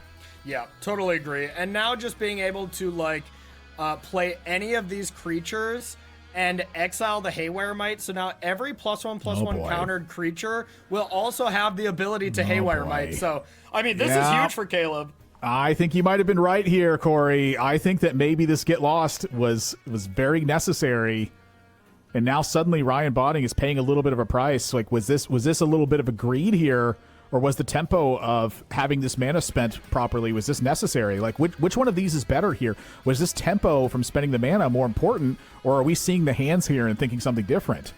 Yeah, and now it's a pretty easy Sunfall, but, the Maverick to surveil some more creatures into the yard to eat with the Cauldron. And now, if I'm Caleb, I'm just spending every turn sacrificing one of my less than exciting creatures and Haywire Mighting these Overlords before they come off impending. And, as rough of a matchup as this seems on paper, I really like Caleb's spot right now. You're saying less than exciting creature, but I feel like that's a little redundant. Yeah, there's a lot of less than exciting creatures that together combine for an exciting deck. Yeah, I feel like it's the nature of this deck in general. Like, and this is kind of what I was talking about from the sideboard perspective, though, is that Domain, I think, is weak to a lot of enchantment destruction, but what deck can afford to play a lot of enchantment destruction? Like, this is not a usual thing, I think, that a lot of sideboards can do, but green, I think, is allotted the flexibility of perhaps a tool like this. Yeah, we don't actually see a lot of Haywire Mights in a ton of decks, I think this is definitely more of the outlier case with Caleb's style of build here, and it's definitely paying off in this matchup. Haywire Might has looked awesome. Golly, Cauldron is a heck of a card. Yeah, really, really busted card. We see this card making a huge splash in other formats in Modern and stuff with different Yawgmoth decks and stuff, and it is just at a perfect home with Ketramos. If there's any new card from Aether Drift that a new deck gets created or something is kind of, quote-unquote broken, it's going to be Ketramos. That card is just, it does so many absurd things, but it's also just a very hard card to build a deck with, so you got to be doing some big brain stuff. Yeah, like I don't think that the 4/4 creature portion of this card is really what makes it so threatening. Yeah, it's the ability. For sure. I think it's the draw 4 to 12 effect that's really going to make it so. And then, oh, by the way, it can also be a 4/4. Exactly, and indestructible menace. That's the standard portion of the card is the 4/4 indestructible lifelink menace thing. So now Caleb has some interesting options here, eating the Overlord to then give a counter to the Frillback. I love that. Now this Frillback has the ability to sacrifice itself to deal with this Overlord. You got to deal with that at some point. Caleb decides to just get rid of it right away, and now has just more value creatures, and just basically every turn, Caleb's going to be drawing a minimum of 2 cards every turn. This deck looks sweet. So I guess this is the next question on this is, are you handling this other Overlord right away? At this point, Caleb is not that worried about taking 6 here. When this second Overlord comes down, it's going to be a little bit more challenging, but basically whenever this Ketramos turns on, and I'm not sure, it might be on right now. I don't know exactly how it's represented on Magic Online, but whenever we get, 7 cards in exile, which it doesn't look like we are. Maybe we are 2 exiled on each player's side, and then the 3 exiled with Soul Cauldron. And if that's the case, Caleb's not afraid of any attacking whatsoever, as Ketramos can just block this Overlord. Which is sweet. Yeah, this is looking really rough. Gosh, is this all because he didn't use the Get Lost at the start? He just let the extra card draws come in, and that's what set this chain going. But like eventually, Caleb would have drawn this other Ketramos, right? Yeah, but we're talking. This is 2 turns later.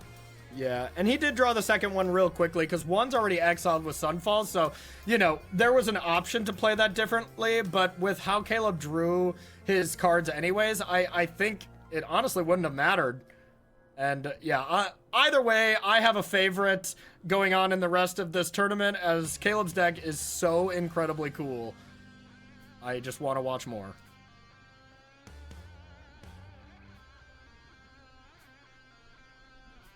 Well, I always want to say when I every time I watch Caleb play, I always want to say don't try this at home, but I guess it's Magic, so like you probably should be trying it at home. But my gosh, I have had such unsuccessful attempts when I play strange decks that Caleb plays. Yes. Just historically, I'm like, I don't know how your deck works. You just always need some weird draw. And I'm like, I can't do this. Like I play too weird with this. Caleb has played a lot of different kind of wild decks. As you know, he's a popular streamer and kind of plays a lot of really fun decks and stuff like that. But he also, before his streaming days, is a player who played on the SCG circuit and just played a lot of competitive Magic. And, he knows how to play these games quite well.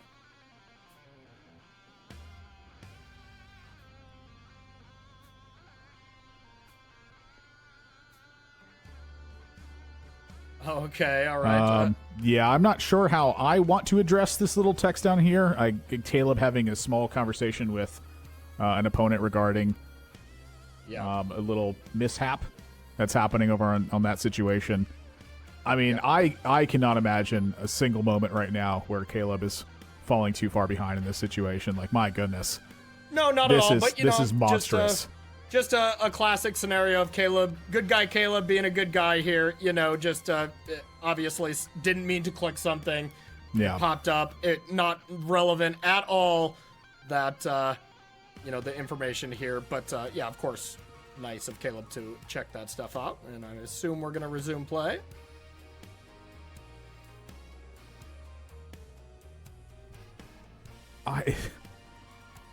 Oh, my. That's the Thrill Seeker.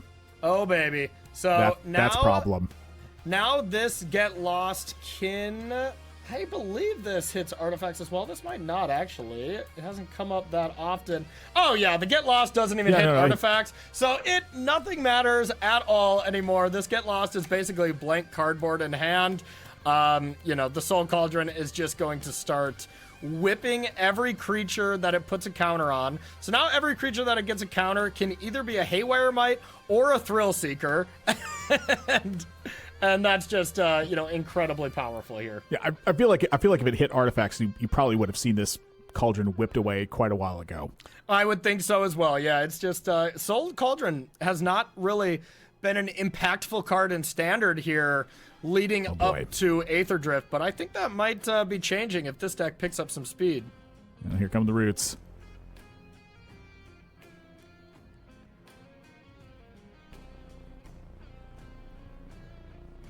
And the Haywire Mite. Now, Haywire Mite notably can't deal with Overlords as they are a creature, but when they're impending, you can deal with them. So it's not like you can just go bang, bang, Haywire Mite, both of these be on your way type thing. But even without that being the case, this still looks really, really brutal.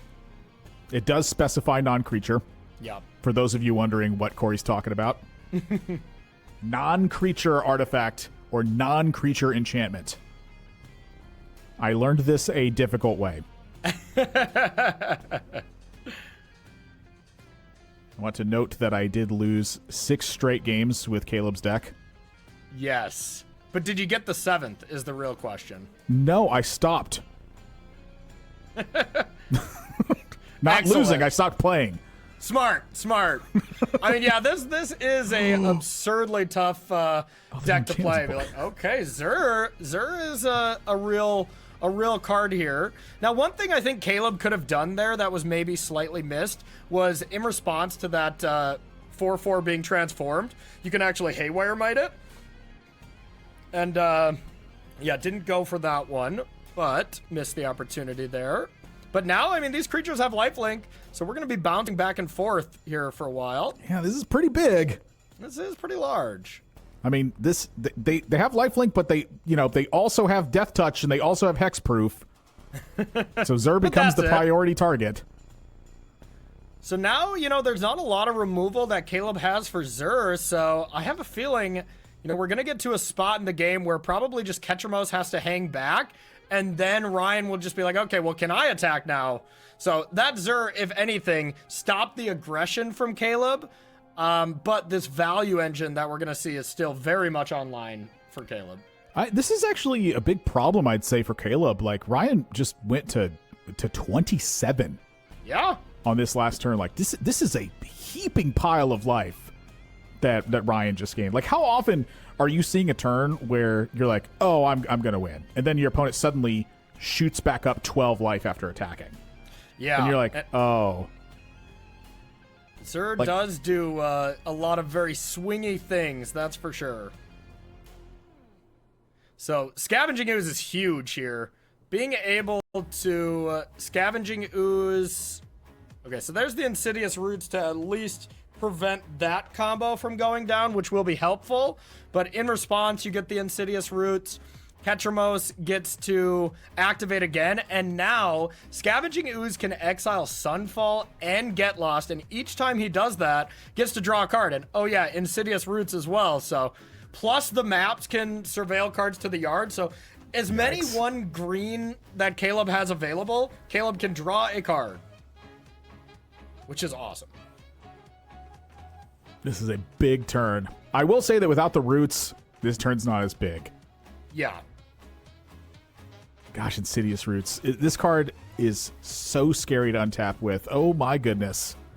So true. Yeah, very, very powerful. And now with this thicket, you can eat the roots one more time to draw 1 more card. But, all that being said, Caleb doesn't have, that big of a battlefield here. And with these Overlords to continue to gain some life, I think I would have liked to see Caleb actually leave that Ketramos back, because it's hard to attack in with these Overlords when you're going to lose one of them, Oh, you're just to threaten the double block. Yeah, just the single block, right? Because it's a 6, or it was a 5 power creature that's indestructible. So no matter what, Death Touch is not going to kill it, and you get to just automatically eat one of the Overlords. Oh yeah, the counters on it. Yeah. Oh my, that was a great draw. Whoa. But then again, remember, every single plant is also a Haywire Might. Oh yeah. Oh wait, but they can't be. You can't target Leyline Binding because of Zur. Because the Zur can turn into a creature. Yeah. Oh man. Oh my Zur. gosh. So now you can actually deal with Ketramos full stop. Wow. I mean, Ryan just with back-to-back amazing draws put himself in a position where I'm like, I don't think he can possibly win, to, okay, that's pretty good, to, oh, I don't think he can lose now, Oh, goodness. Oh, okay, yes. All right, Caleb's deck can do so many things. Being able to kill Zur here with the Thrill Seeker is incredible. Okay, Caleb's got it all wrapped up. He's got a much bigger brain than I. Fear nothing.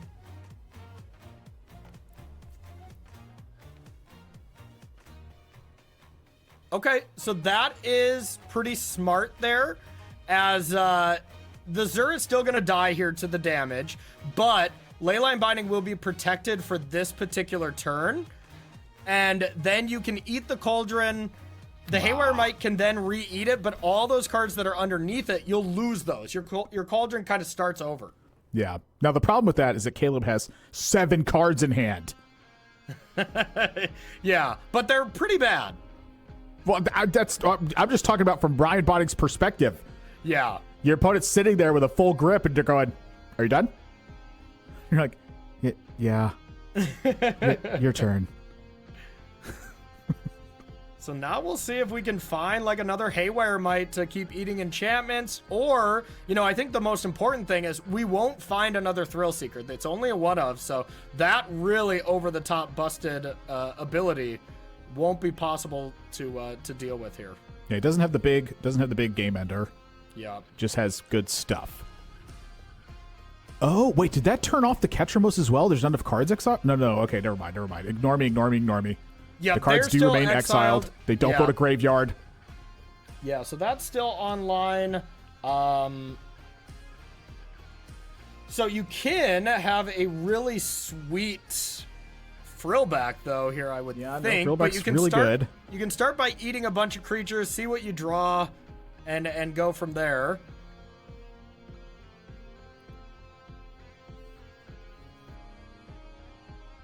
The one thing Caleb doesn't have is a ton of mana. Yeah. But that being said, you at least have 6 here, which is a completely busted amount when it comes to just blowing up a bunch of Ryan's things. Yeah, no, Ryan Botting's still in trouble. I mean, you know, I don't want to get out of hand and be like, oh, you know, Ryan Botting's fine. I think he's real big. I think he's in trub.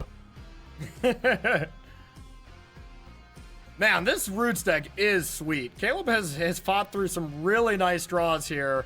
I can't believe he's going to win this match. Yeah. It's definitely looking good. But, you know, one Sunfall off the top could be excellent. But just the value that Caleb's getting. At this point, if Sunfall happens, like, you just kind of get to refuel stuff. And look at this. Each card you're getting back here is drawing a card, exiling it from that Molt Tender draws you as a card. Caleb's only got 20 cards left. Yeah, at this point, he's got to look to just not deck. And you really don't deck with this deck if you have the Thrill Seeker. With the Thrill Seeker gone, you know, you do got to win the game at some point.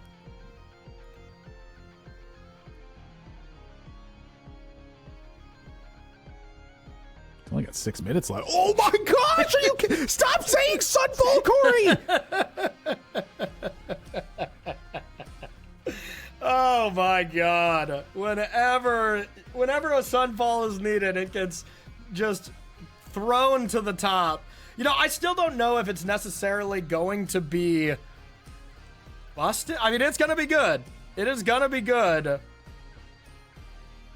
And now the real question from Ryan is, do you even attack, or do you just not attack so your Sunfall to incubate creature is as big as possible? And I kind of think that's what I would be doing, as you really don't want some of these creatures to go to your graveyard, or to go to Caleb's graveyard. I think he's just trying to get 12 damage. Yeah. You also get 2 land out of it, or effective land. Yeah, you just have so many at this point, it's not that big of a deal. But yeah, only 1 creature died. 6 damage. And you got 6 damage in, and here is the Sunfall. My gosh, you got to stop saying it. This is like the Winter Soldier code. Yeah, I'm very much summoning it to the top here. And it's been just amazing every time. And now you look at Caleb's hand. We have 3 lands, all bricks. You have 2 legendary versions of Cauldron, bad. And then you have, you know, the rest of the stuff here, which, you know, you still got some decent stuff you can eat and exile some stuff from your graveyard, but you're out of Ketramos. And like I was saying earlier, the top decks from Domain and from Ryan are much bigger. So a couple other good draws, and Ryan's going to pop off. I think if you're in Caleb's spot, I think you got to be worried a bit. A little bit. But the Insidious Roots here is great. You can get these plants going. You can get them very large. You know, I said I can't believe Caleb's going to win this match. He might not.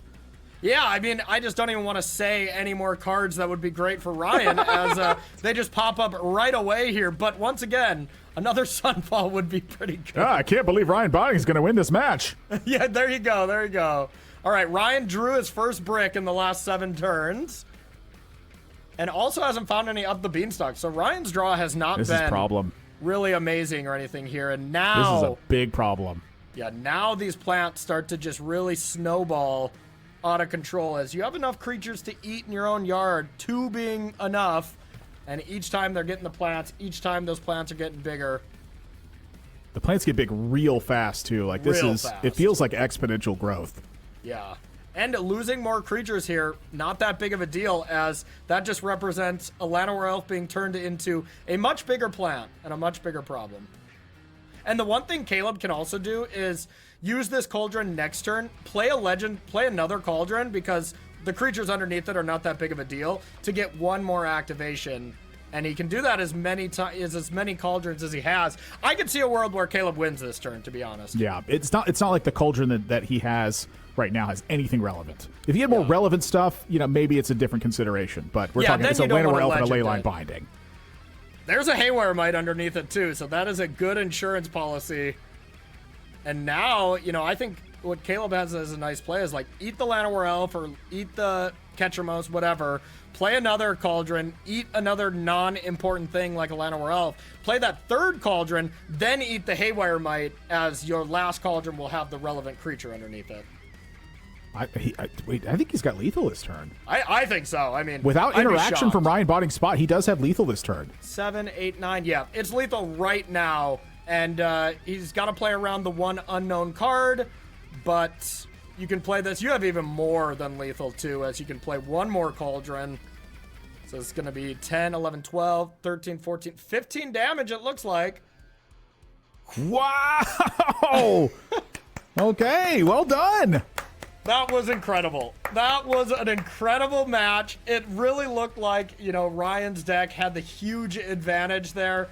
And I will say that it was an advantage, but Caleb played masterfully. The value that he was getting from this Insidious Roots and the Ketramos combo, like, I mean, that was a blast to watch. Super great match. Look, there's 2 things I want to say about this, which is number 1, I do think Ryan Botting's deck has the huge advantage this way. Yeah. Number 2, I do think a lot of this tempo was lost without the get lost at the start. I think the get lost at the start would have shut down a lot of the early advantage that Caleb got from this one by not allowing the ley line to put something back into play and allow those couple of extra draws. I think that little tiny bit would have changed the way that this worked. Yeah, quite possibly. You know, However, I mean, Magic's about these little edges, you know?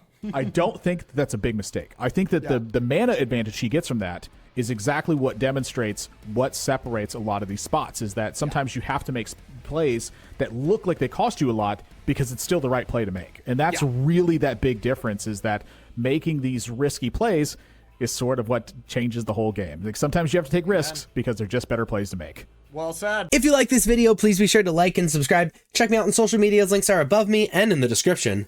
Thank you so much for watching. I'll see you next time. Bye-bye.